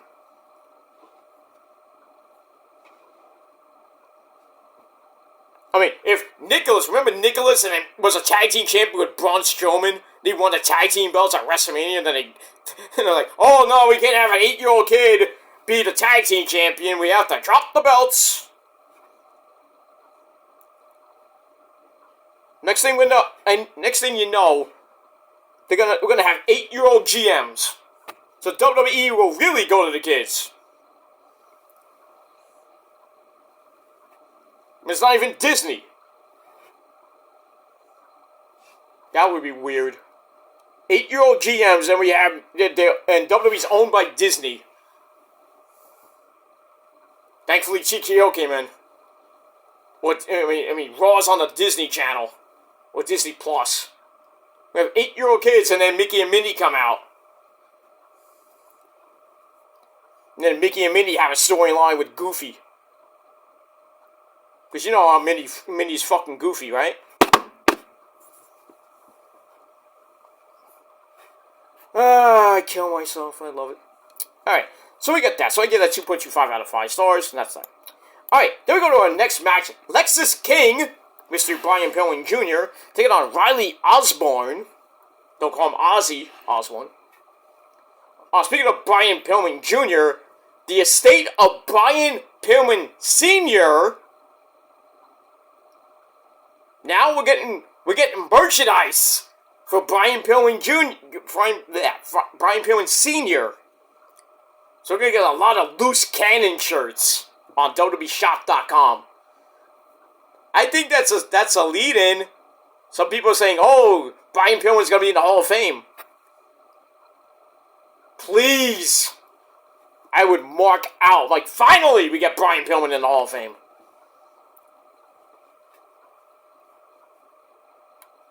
Yeah, if only he was alive today, you know, but he would cut a mean old freaking speech.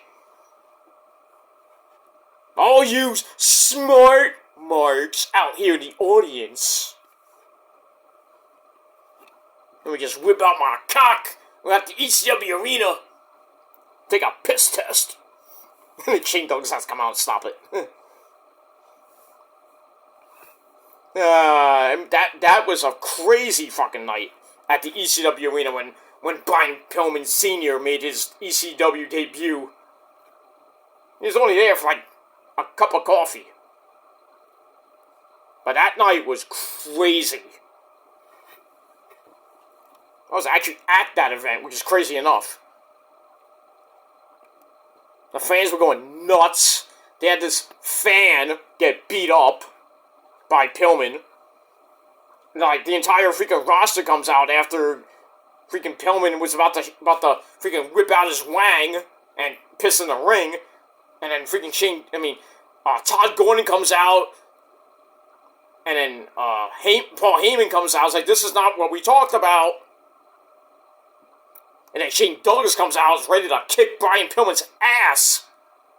And then we got Tommy Dreamer coming out, Taz coming out, pretty much the entire roster coming out. They basically threw Brian Pillman out the freaking ECW arena. Never to be seen again! Because then after that, he went to WWE after that. This was after he got fired by Bischoff. And then he showed up at the ECW arena, goes off on Bischoff, called him a smart mark. That was crazy. I mean, I still watch that every once in a while. DDP!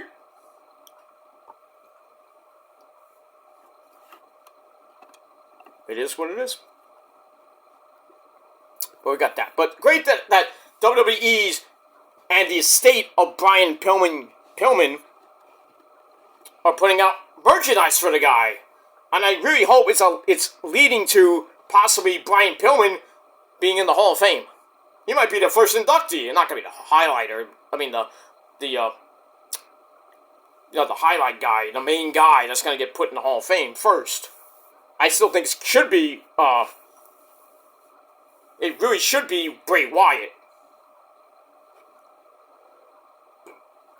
But then again, I don't know. I don't run the WWE Hall of Fame. It's basically Hunter, Nick Khan, man, and Steph. Hi, Steph. Really should be the fans' choice, you know. It shouldn't be who Hunter and Stephanie and Nick Khan and others pick. It should be the fans. Just saying. If it was the fans' choice, you know Bray Wyatt would be going in this year. Definitely. Definite number one. Number one on the bill. Bray Wyatt. Then I would put Brian Pillman, Bam Bam Bigelow, Rick Rude I think is in. Well, he's not, he should be. Miss Elizabeth as a female. Basically, anyway, Miss Elizabeth, Victoria, Melina, Gail Kim, Mickey James. But now, no, we have to have Hunter and company put fucking Beth fucking Phoenix in. And the Bella slots in. Well, they put in Stacy Keibler. Yeah, I didn't like it. I didn't really like that. But I mean, really, Stacy Keibler, all she did was just shake her ass. Was in a couple bra and panties matches, pillow fights, and mud matches. Like, she really didn't do much. Even when she was, in WCW, basically doing the same fucking thing. Not with the mud matches, she was just shaking her ass and showing her boobs and her long legs. Nothing wrong with that, but really, Stacy Keibler, I don't know if that was a good choice to put in the Hall of Fame. At least it was a little bit better than having freaking Beth fucking Phoenix and the Bella Sluss in. I can only imagine this year who's gonna be. Be Alicia Fox. Watch. Bet you nothing. Be Alicia Fox. Then again, they probably put Tamina in. What has Tamina ever done? Besides staying in catering. Tamina in the Hall of Fame. God forbid. Jesus Christ. We already know what they should put in. Yeah, you're gonna love it. Barry Horowitz and Barry. Oh, let's put some jobbers in there besides Coco Beware. I mean, Iron Mike Sharp. He's in there. Wasn't a jobber. Well, he was one of the original jobbers, but he won a few matches, like Barry Horowitz did. Barry O never won a match. It is what it is. They'll put in Gilbert. They'll put in Gilbert. What is his real name? Can't think of his real name. Not Barry O. Can't think of his name. I can't think of who played Gilbert, but they'll probably put him in. That'd be funny, putting Gilbert. Why not? They'll put in Outback Jack. Tiny kangaroo down, sport. Tiny kangaroo down. He should be appearing at the Elimination Chamber. I mean, he is from Australia. He's Outback Jack. Why not? Let's just have a surprise for the fans of Australia. I mean, they're really getting Mommy Rhea Ripley. They're getting Grayson Waller. Why not just have Outback Jack just come out and say, "Hey, remember me?" Next thing you know, they hear "Tiny kangaroo down, sport." And it was like, "Ah! It's Outback Jack! What is this, 1985?" Who inducts him, though? Grayson Waller, most likely, I would think. Gotta have somebody from Australia induct a guy from Australia. Why not? But knowing WWE how stupid that might be, I bet you I would be really reminiscent of St. James Ellsworth would be in. James Ellsworth! And Carmelo inducts him. Or, yeah, probably Carmelo. Carmelo going to the Hall of Fame. Corey Graves will have a freaking orgasm in his pants. Oy, oy, oy.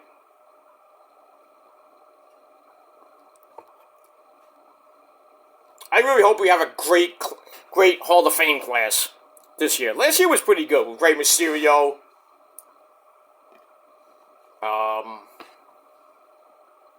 Who do we have last year? I think it was Rey Mysterio, Undertaker. I think it was Rey Mysterio, Undertaker, the Great Muta.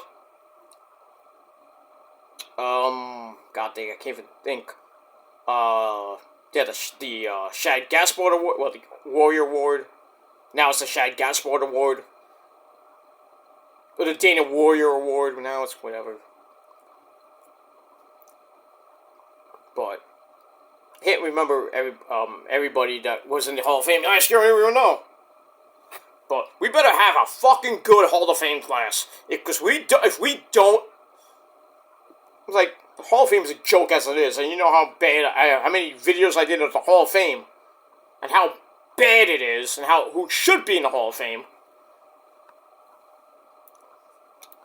It is what it is. Alright, so Lexis King and Roddy Osborne wasn't really a great match. 4-minute bore fest.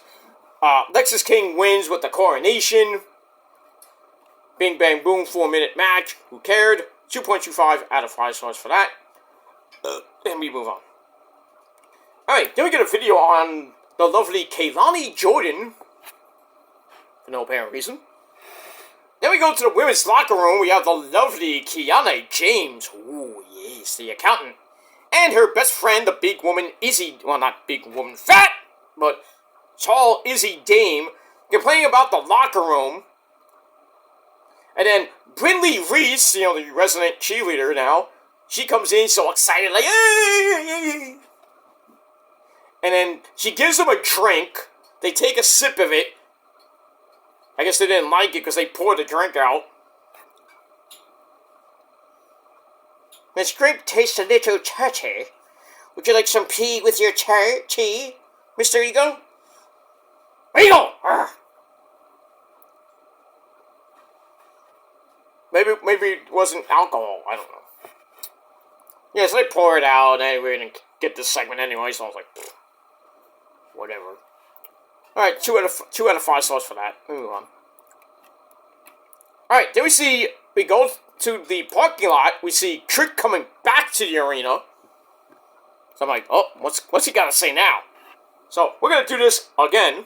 So Carmelo is in the ring again, sitting in the chair. Fans are now saying, "Screw you, Melo," because the show is about to get kicked off the air. So this time he says the villain is always the villain when the hero is telling the story. He allowed Trick to succeed and wanted Trick to make his parents proud. Then he had to take it all the way because he wanted Trick to know where he was. They had an agreement that Carmelo gets the next NXT title shot and Trick gets the North American title. Then Trick tried to act like they were on the same level. So he's like, did I attack Trick months ago? Of course I did, and I do it again! So basically he went, it was me, Trick! It was me! All along! Like we knew that months ago. So then the music of Trick hits, and the fans went nuts, and they were about to go, whoop, there, Trick! I was waiting for Byron to start. I was waiting for Byron to start to see what he was going to do. Nothing. It was just a trick by Carmelo, and Melo's even going like, dancing like, what are you doing, dude? It was crazy, it was funny. And Trick's like, ha, fooled you! Well, let me say like, Lord Helmet was like, fooled you! And he says, Trick's not here. I got so caught up in the headlines and everything. And then it says Trick is next to Booker T in the hospital. Ah, that was a little, ooh, that was savage. So Carmelo's like, I wanted to be, Trick wanted to be like me so much, but it was all just a trick. No pun intended. Melo says that Trick was just a hype man, and that's all it ever was, and that's all it's ever going to be. So that's his explanation. He did it because he had to. He did it for the lock. No, he didn't do it for the lock. But there's his explanation, that's it. So I gave it 3 out of 5 stars. We'll have to see what happens when Trick comes back. He's going to be pissed! And that's it. Alright, then we get a new 3 Faces vignette from Vengeance Day, but we hear footsteps this time. Who is it? People still think it's Okada. I doubt it's Okada. It's not Okada. I don't think it's going to be Okada. Unless there was a last-minute thing between Okada and Hunter. But I still think it's going to be either Uncle Howdy, Mr. Bo Dallas, coming back as Uncle Howdy. It kind of fits the thing, but it's Japanese. So kind of Uncle Howdy would be saying that, but it's 3 faces. So it kind of gives you that Bray Wyatt type of thing. It could be Gacy, which would be ridiculous. Why would they do that? But I think it's going to be Tiencha. So Boa, Dante Chen, and the returning Wendy Choo-Choo, or Mei Ying will be coming back. Maybe Xia Li will come back too. So Tianxia's going to be coming back to NXT. That's what I think. I really think that's what the vignette is. The three faces, which are basically Dante Chen, Mei Ying, Wendy Chuchu, and Boa. I could be wrong. We could be wrong, but I don't know when they're going to debut, but when we're going to find out who this is. Probably either it's going to be at Roadblock or it's going to be at Stand and Deliver. And that's pretty much it for that. And we move on. Alright, then we got a video on the North American champion, a big man, the Nigerian prince himself, Oba Femi. Alright, so we got that. Pretty good. Alright, then we go to the back. Riley Osborne is walking. He's disappointed with his loss to Alexis King. He runs into Thea Hale and JC Jane. And, Riley's like, why weren't you out there with me? I thought you were going to be out there with me. I didn't see you in the Chase U section. Oh, and then Thea's like, something came up. I had to use the bathroom or some shit like that. So, Riley's like, oh, okay. Are we still on for Valentine's Day? And Thea's like, yeah, we're on. So then he leaves, like, okay, I'll see you next week. And so he leaves, and Thea's going, going crazy again, like she just smoked a bowl of meth, or weed. So JC says, I'll work with you for, next week. So I'll get you ready the rest of the week, and, give you some advice and everything, be your coach and everything. So, it's gonna be weird, but I think it's going to end very nicely for Riley and Thea. They're probably going to share their first kiss or make-out session. But then again, I have a feeling that JC's going to get a little bit jealous and is going to steal Riley from Thea. Thea's going to be heartbroken. Let's God forbid this continues and we get another wedding. Remember how Indy and if it worked for Indy Hartwell and Dexter, it could work out for Thea Hale and Riley Osborne. We have a wedding. But will it end in chaos? Like all other weddings have done? Except for only two. Which was Indy and Dexter and Bertha Faye and Uncle Elmer. Way back in the day. Every other wedding has ended pretty much in chaos. Macho Man and Elizabeth, they got married, it was great. Then at the reception, Miss Elizabeth opened up a gift and a big cobra came out. And then Undertaker and Jake Roberts beat the fuck out of Randy Savage. We all remember that, don't we? Which led to the cobra biting Randy Savage and then I think it was at it was at SummerSlam where they had Macho Man Randy Savage and against Jake Roberts and no, it was something I don't remember. It was something after that, and then Jake Roberts was about to hit Macho Man Randy Savage in the face as he came through the curtain, and then as he was about to do it, Undertaker stopped him. Because she was about to really smack Miss Elizabeth right in the face with it, because she came out first. She came through the curtain first, and Jake was like, "Ugh!" And Taker's like, I know it was at MSG, but I don't remember what pay-per-view that was. I think it was maybe way after the Cobra incident. But anyway, move on. Alright, so Thea Hale and Riley Osborne got a Valentine's Day date next week, and Casey's gonna try to coach her, I guess. Maybe she you know what JC Jane should do? She should do the Tony Storm method. Chin up, tits out. But what do you watch out for? The dick. We get all that. Let me move on.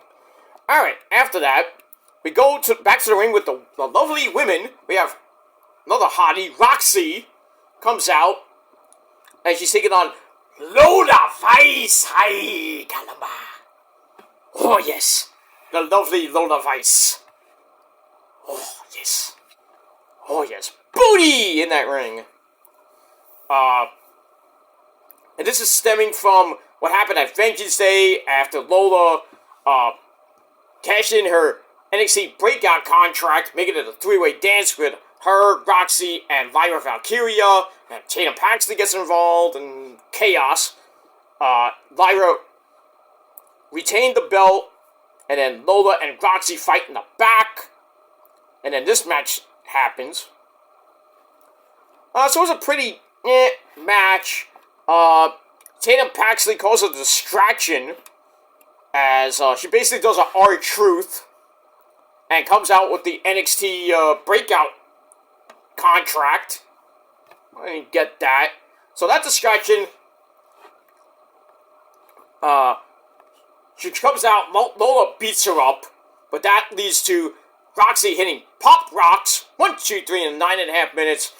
Roxy gets the win. I'm getting tired of freaking Lola losing now. Why? That's it. So it looked like we're going to get Lola Vice and Tatum Paxley in a little feud.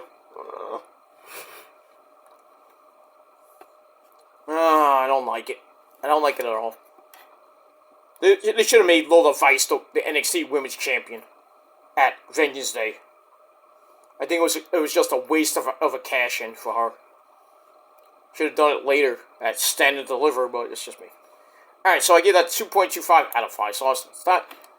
Then we go to the back. We have Metaphor, Noam Dar, Oa Menza, and the lovely Ebony Hotties, Jakarta Jackson, and Lash Legend. Get shit done. Respectfully, of course.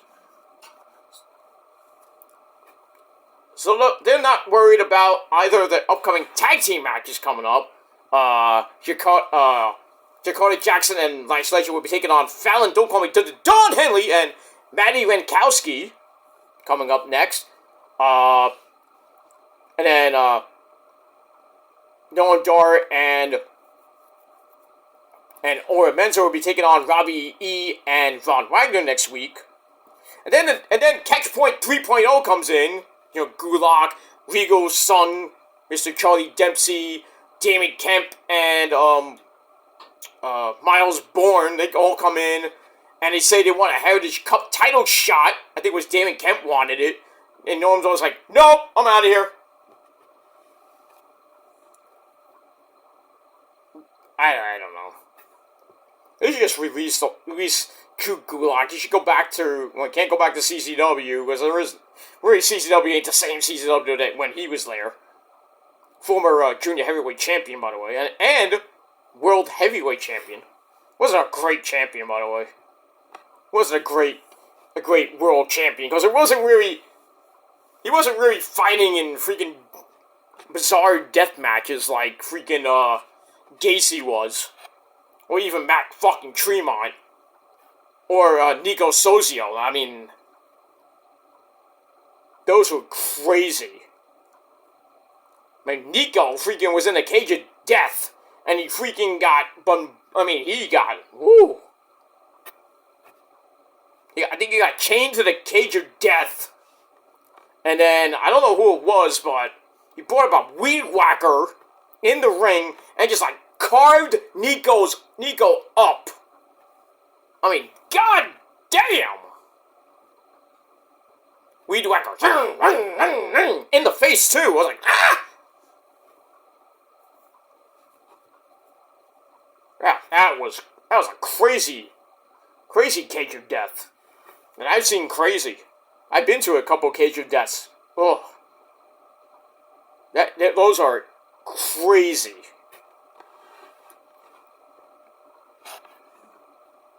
I saw one where Zandig was in there, you know, John Zandig. Jesus! Coming off the top of that cage was... Ugh. Some of those eliminations where they throw him off the top of the cage. Crazy. I'm like, how do they freaking survive that? I mean, back in the day, it was crazy.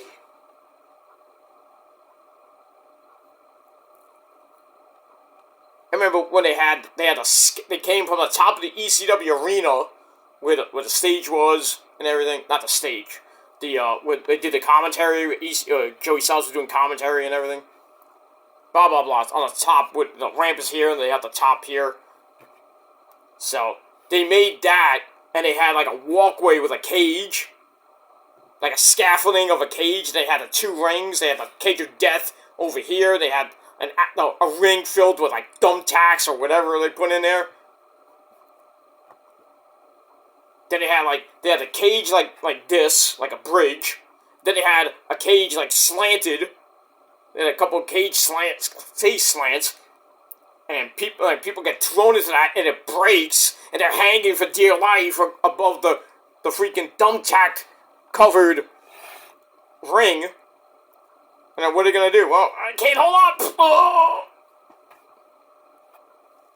Feels like Mortal Kombat. Like you get sent to the pit basically and die. That was crazy. I remember one Cage of Death where the actual cage door was electrified. That was crazy. It didn't blow up, obviously. It was just like they had like electrocution things on there. That was sick. Then they got really inventive. They had like ladders going up to like the top of the ceiling. Then they had like a glass ceiling type thing. Where they had like a scaffold, and they had like panes of glass. And people went through that. Oh, it's crazy.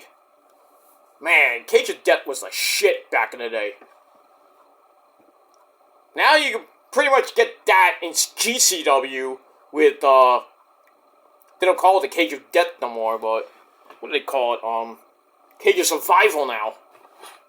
And they have freaking scaffold matches called the Glass Ceiling match. Where they go up on like scaffolding, and then there's like a big freaking glass ceiling, and I think the object of the match is to put them through the glass ceiling and to win, or you have to put them through the glass ceiling and pin them. I don't know how it works, but man, Cage of Survivor was even crazy too, with Tremont and Jimmy Lloyd and company, Nick fucking Gage. Moxley did a Cage of Survival. Ryu Yamashita, oi. Sawyer Rack, crazy people in GCW. They're sick fucks. Not crazy like Onita, but we did see a little bit of exploding barbed wire in GCW, not much of it though. But knowing Tremont, crazy fuck that he is. He already had that wasn't GCW, it was just him and Onita, and I think it was H2O, his promotion, Tremont's promotion. They had that exploding barbed wire match. I forgot what I think it was called, the final reckoning or some shit like that. They had that, and Onita won, of course. And freaking Matt Tremont almost freaking died in that match because he rolled out of the ring onto the landmines, which blew up. Fire. He rolled onto it and he stepped on the landmines. All you see is Matt Tremont you see the fireworks and the bombs going off, and Matt Tremont's ah! He's in between all that. I'm like, God damn! I was like, dude is dead. Crazy shit, man.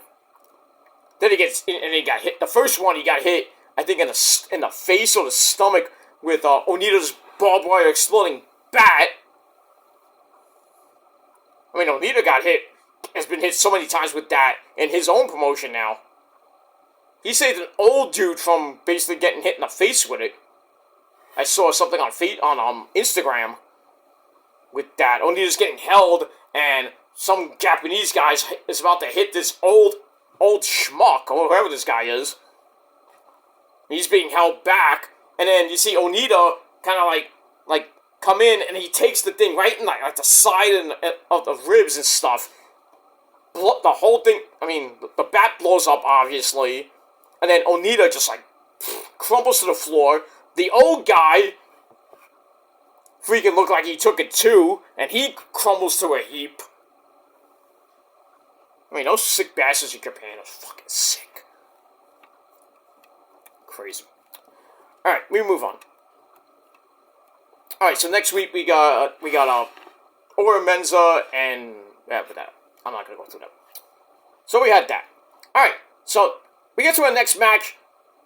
Women's tag team action, Maddie Winkowski and Fallon Don't Call Me Don Henley taking on Dakota Jackson and Lash Legend. Get shit done. And wasn't a great match.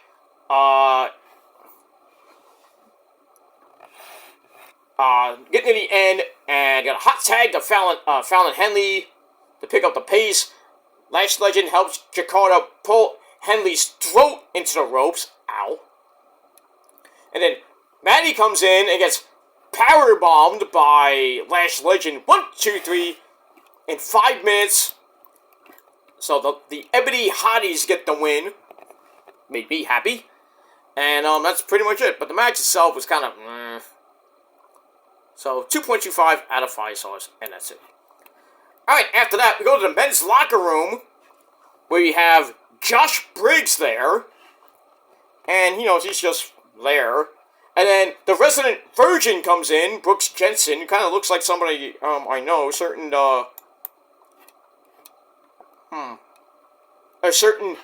devil. Not that devil, not Adam Cole. Another devil that I think we all know. Animal abuser. You know who he is. Some guy that's last name rhymes with Strong. So anyway, kind of look like each other. Nothing bad about that, but I'm just saying. Anyway, so Brooks Jensen comes in. They have a little reunion. Jensen's like, I'm trying to do my own thing, but I can't. I'm struggling. He's trying to get back together with Jensen and with Briggs and Fallon Henley, and he can't do it on his own. He wants the band to get back together. He's like, I don't have any friends. I'm struggling to go on do everything on my own. I need you guys. Blah blah blah. And Josh Briggs just goes off on him, pushing him around, and basically says, "You need to do your own thing. You need to have some fucking balls. Grow the fuck up before somebody in the NXT Performance Center takes your spot." I was like, damn, dude, calm down. But yeah, I mean, what is the point of having Brooks Jensen there? Just release the guy. Let him go on the indie circuit. Suck there too. But what is the point? I mean, I think breaking them up, I think, was a bad idea. Because really, I mean, Fallon's okay with what she's doing with Maddie Winkowski. Briggs had a decent match with Noam Dar, even though he got disqualified. And Jensen's just lost right now. And now Briggs, now he's basically being told to man the fuck up. Grow up and grow some balls. I mean, fight for yourself, dude. Stop being such a pussy, you fucking virgin. So, I don't know where that's gonna go. I don't care. Really, I think that you just show the door to Brooks Jensen. Get him out of NXT. Let him go on the indie circuit. I don't care if he goes to TNA. Probably suck there too. Like Shane Douglas would say, you suck then, and you suck now. And if you don't like it, you can suck my ass. Alright, calm down, Shane. So we got that. Let me move on with that. Alright, so I gave that 2 out of 5 stars. I didn't give a shit about that.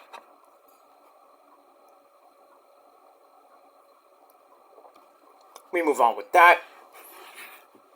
And then we go to Ava Rain's office.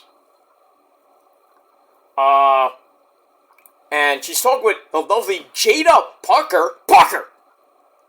And she gives Jada Parker a match with Adriana Rizzo one-on-one next week. And then she says, okay, you got your match, but your boys and Reggie, they can't be involved in the tag team title match. They're barred from the ring. So I was thinking they would get involved and either cost Tony D and Stacks the titles, or screw Braun Breaker and Baron Corbin the belts. I was thinking they would get the belts next from Tony D and Stacks, but I guess not. I don't know. We'll see. I think that might, if Braun and Corbin don't win the belts next week, then I'm like, yeah, the Boricua Gangsters will be the new tag team champions, probably at Roadblock or Stand and Deliver. We'll see what happens with that. Great job, but who are the chefs? Anyway, watch TV. We got that. Let me move on. Alright, then Ridge Holland comes in and says that he still wants that match with Gallus. He wants all Gallus. He wants it to be a 3-on-1 handicap match. So he was like, no, I can't do that. But what I can do is, you can fight them one by one by one. And I guess in consecutive weeks. And he's basically saying, if you lose to any one of the members of Gallus, it's over. You're not going to fight them again. It's pretty much, the whole thing's over. You're done. So Ridge's like, oh, that works for me. Okay. So, I guess starting next week, we got Ridge Holland against one of the members of Gallus. And if he wins, he goes on to the next member. He wins that, goes on to the last member. And if he wins that, what happens after that? I think he's gonna beat all three guys, but I think in between, Sheamus is gonna come back somehow. He'll beat one guy and still get beat down 3-on-1 and nobody saves him. But I think he's gonna run the gauntlet, beat all three guys, get beat down again 3-on-1, and then you hear you see Sheamus come out. But then again, it'll be a 3-on-2, but then you need another guy, and who's gonna be the third guy? They're gonna get Pete fucking Dunne to come back. They're gonna reform the Brawling Brutes. They could do that, but it would kind of make no sense because, I mean, Ridge turned on Butch and kind of made him go back to being Pete fucking Dunne. So it wouldn't really make sense to do that, bring Pete Dunne back to the Brawling Brutes, and then turn him back to Butch. I was like, Butch. So, I don't know. I don't know what would happen with that, so I think it'll be Ridge, Sheamus, and they're going to find another guy to turn Irish, I guess. I don't know. So, we'll see what happens with that. And we move on. Alright, so I give that 2.25 out of 5 stars. Then we're going to look back at Carmelo Hayes' comments to Trick from earlier on. And that's that. Then we go to your main event of the evening. Ilya Dragunov non-title match against Dijak. This was crazy. I mean, like their other matches they had. Dijak hits an elbow, which is banged up at Vengeance Day. He comes up with a springboard elbow drop. And that kind of flared up again. And then Joe Gacy, who was underneath the ring. I didn't even know he was underneath the ring, but he shows up. Hits Dijak with something. I don't even know what it was. And Gacy's trying to be like the Joker or something like that. So he hits it with something. Dragunov uses the distraction, which he didn't even see. And then hits the H-bomb. 1, 2, 3 in basically 13 minutes. Ilya Dragunov gets the win. Match was okay. 3 out of 5 stars. And then Dragunov is holding the belt up. And then Carmelo Hayes comes out from I don't know where. Chop block to Ilya Dragunov. And then he hits him in the head with the belt. Knocks him out. Then he takes the belt, holds it up. And that ends the show. As the crowd was not happy for that. And that's pretty much it. So it looks like Ilya and Carmelo are going to have a match. I think their 4th match.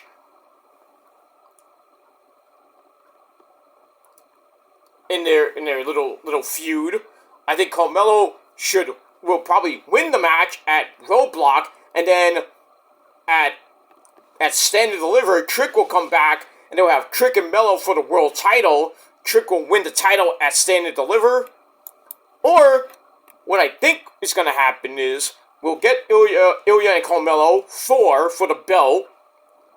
I think Trick will come out and cost Melo the title, or it's going to end in, in chaos. And then we're going to triple threat match at Stand and Deliver. One way or another, I think we might get a triple threat match. Like Melo will get the belt, Trick will come out, and then with everybody thinks we're going to get Melo and Trick for the belt at Stand and Deliver, but then Ilya's like, I want my rematch. So then we get a triple threat match. So we'll see what happens with that, but which way they go with the NXT World Title, and how Trick falls into that. But I do see Trick possibly winning at Stand and Deliver, because I think Melo will go right to the main roster after WrestleMania. Trick will hopefully have a great run with the belt. I think he could be a pretty long-term champion, maybe 4-6 months. I think he'll have banger matches with anybody in NXT after Melo leaves. And Ilya eventually will go up to the main roster, too. Well, maybe Ilya loses at Roadblock, then he gets called up to the main roster, or both Melo and Ilya go up to the main roster with Braun Breaker after Mania. So we'll see. But man, I mean, if Walter beats Braun Breaker per se, if it does happen, which I doubt it could, but it could happen. Man, if Ilya Dragunov goes on the main roster, I would save him and Walter for the belt. I would have, maybe, I don't think it would be a great thing to do, but Ilya Dragunov versus Walter at Bash in Berlin for the belt, and Ilya beats him in basically his home country. That'll really piss off the fans. But maybe I would do that earlier. Maybe at Night of Champions in Saudi Arabia, or you do it in Toronto at Money in the Bank. But that's assuming they call Ilya up. But I do see Braun Breaker definitely going up. I think he will be the one to beat Walter, because there's the last person to beat Walter, but that was NXT, before Walter just went on a 2-year reign almost. Crazy. But, alright, we'll see what happens with all that. Alright, so NXT was a pretty solid show tonight, and I give it a solid 7 out of 10 stars. Let me know what you guys think down below in the comments section. Let's check something for a second. Okay, got that. And that's pretty much it. So, that's all I gotta say for now. Let me know your thoughts down below in the comments section. Don't forget to subscribe to my channel. Thank you once again for 501 subs as of right now. Hopefully, those will start going up a little bit more, and we'll be on the road to 600 subs and beyond. And that's that. Also, sub to my other channels as well. All the links down below. Link to my last video with Cody's plan for Roman, possibly happening. My little discussion video. Link will be down below in the gobbledygook as well. You can just go back a video. And that's pretty much it. Follow me on social media, Facebook, Twitter, and Instagram. Don't forget to tap the bell, turn on all notifications so you don't miss the next video, which will be tomorrow night with your AEW review. And anything else comes your way, we'll do that. Thursday, we'll do another twofer with my reaction to the press conference. I'll do it right here on this channel. And then your TNA review, and I'll do Ring of Honor on Friday. So I think this is what's going to be now. I'm going to do TNA Thursday nights, Ring of Honor early Friday, going into SmackDown and Rampage. And then Collision, I'll do either on late Saturday nights or Sunday, depending on what happens. Because WrestleMania week is going to be crazy, getting all those reviews in. I'll try my best to get everything in. Even if I have to pile them into like one big gigantic video, which I'll probably do for Ring of Honor and TNA that week, because I gotta do predictions for Supercard of Honor, I gotta do Supercard of Honor review, I gotta do predictions for WrestleMania Night 1 and 2, I gotta do predictions for Stand and Deliver, I gotta do a review of Stand and Deliver, review of Supercard, I gotta do I'm doing a review of Nights 1 and 2 of Mania. That's gonna be on Sunday, April 7th. And then, pretty much, we're done with that. We don't have to do, like, get a whole ton of videos in the span of a week, which is crazy. But it's WrestleMania week. That's what we gotta do. And in between that, I got the Hall of Fame, too.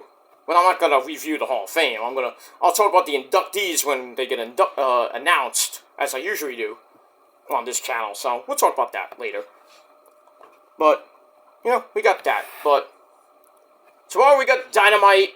Should be a great show from Phoenix.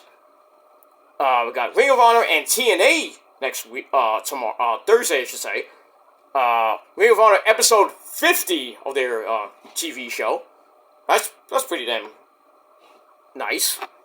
Friday night, we got SmackDown and Rampage. And then Saturday night, we got Collision, which should be a pretty good show as well. And then that's pretty much it. Then we got Valentine's Day edition of Dynamite, which should be interesting. And then we got NXT's Valentine's Day Eve show with Thea Hale and Robbie Osborne's date. It's gonna be nuts, crazy, weird, and that's pretty much it. That's that. So lots of videos coming your way. Basically this entire month and all of March too. Don't forget the baseball preview coming up next month. Still trying to find the book. I might have to order it. Hoping not, but we'll see. We'll see what happens with that. But I will be getting the yearbook like I usually do, even if I have to order it. But it's only like $15. It's like $13 online with tax and shipping. It's usually around $15, close to $20. Not that bad. Not that bad. Bing Bang Boom. It's here in about a couple of days. So I think it comes from California. I forget where it's come from. But I will have the book ready. I still have the football book. I'm gonna throw that out after the Super Bowl. Get ready for the new year with the baseball yearbook and stats and everything. And then later on in July, I'll get the football yearbook. So when I do my yearly, that's what I usually do. Every year I get the football yearbook with the stats and the baseball book with the stats. I did one year with hockey, but I never did a hockey season preview or anything for the Rangers and everything. By the way, they won last night. Not tonight, but they won last night. 2-1 over the Colorado Avalanche. I think it was at the Garden, too. So that's nice. I think they're playing tomorrow. But the second half of the Rangers is starting up pretty damn good. Hopefully it continues on through the second half. And going into the playoffs, and we'll see what happens from there. And that's pretty much it. Alright, so I'm out of here, guys. Thanks for watching. Until next time, I'm Peter Joseph signing off. Peace out, rock on, and rock hard with your motherfucking cuckoot. And if you're not down with that, well, you can all go fuck yourselves, because we got 3 words for you. Fuck you, man. That's it. Good night, everybody. We'll see you again tomorrow. That's it. Till next time, my friends. Peace. Ha!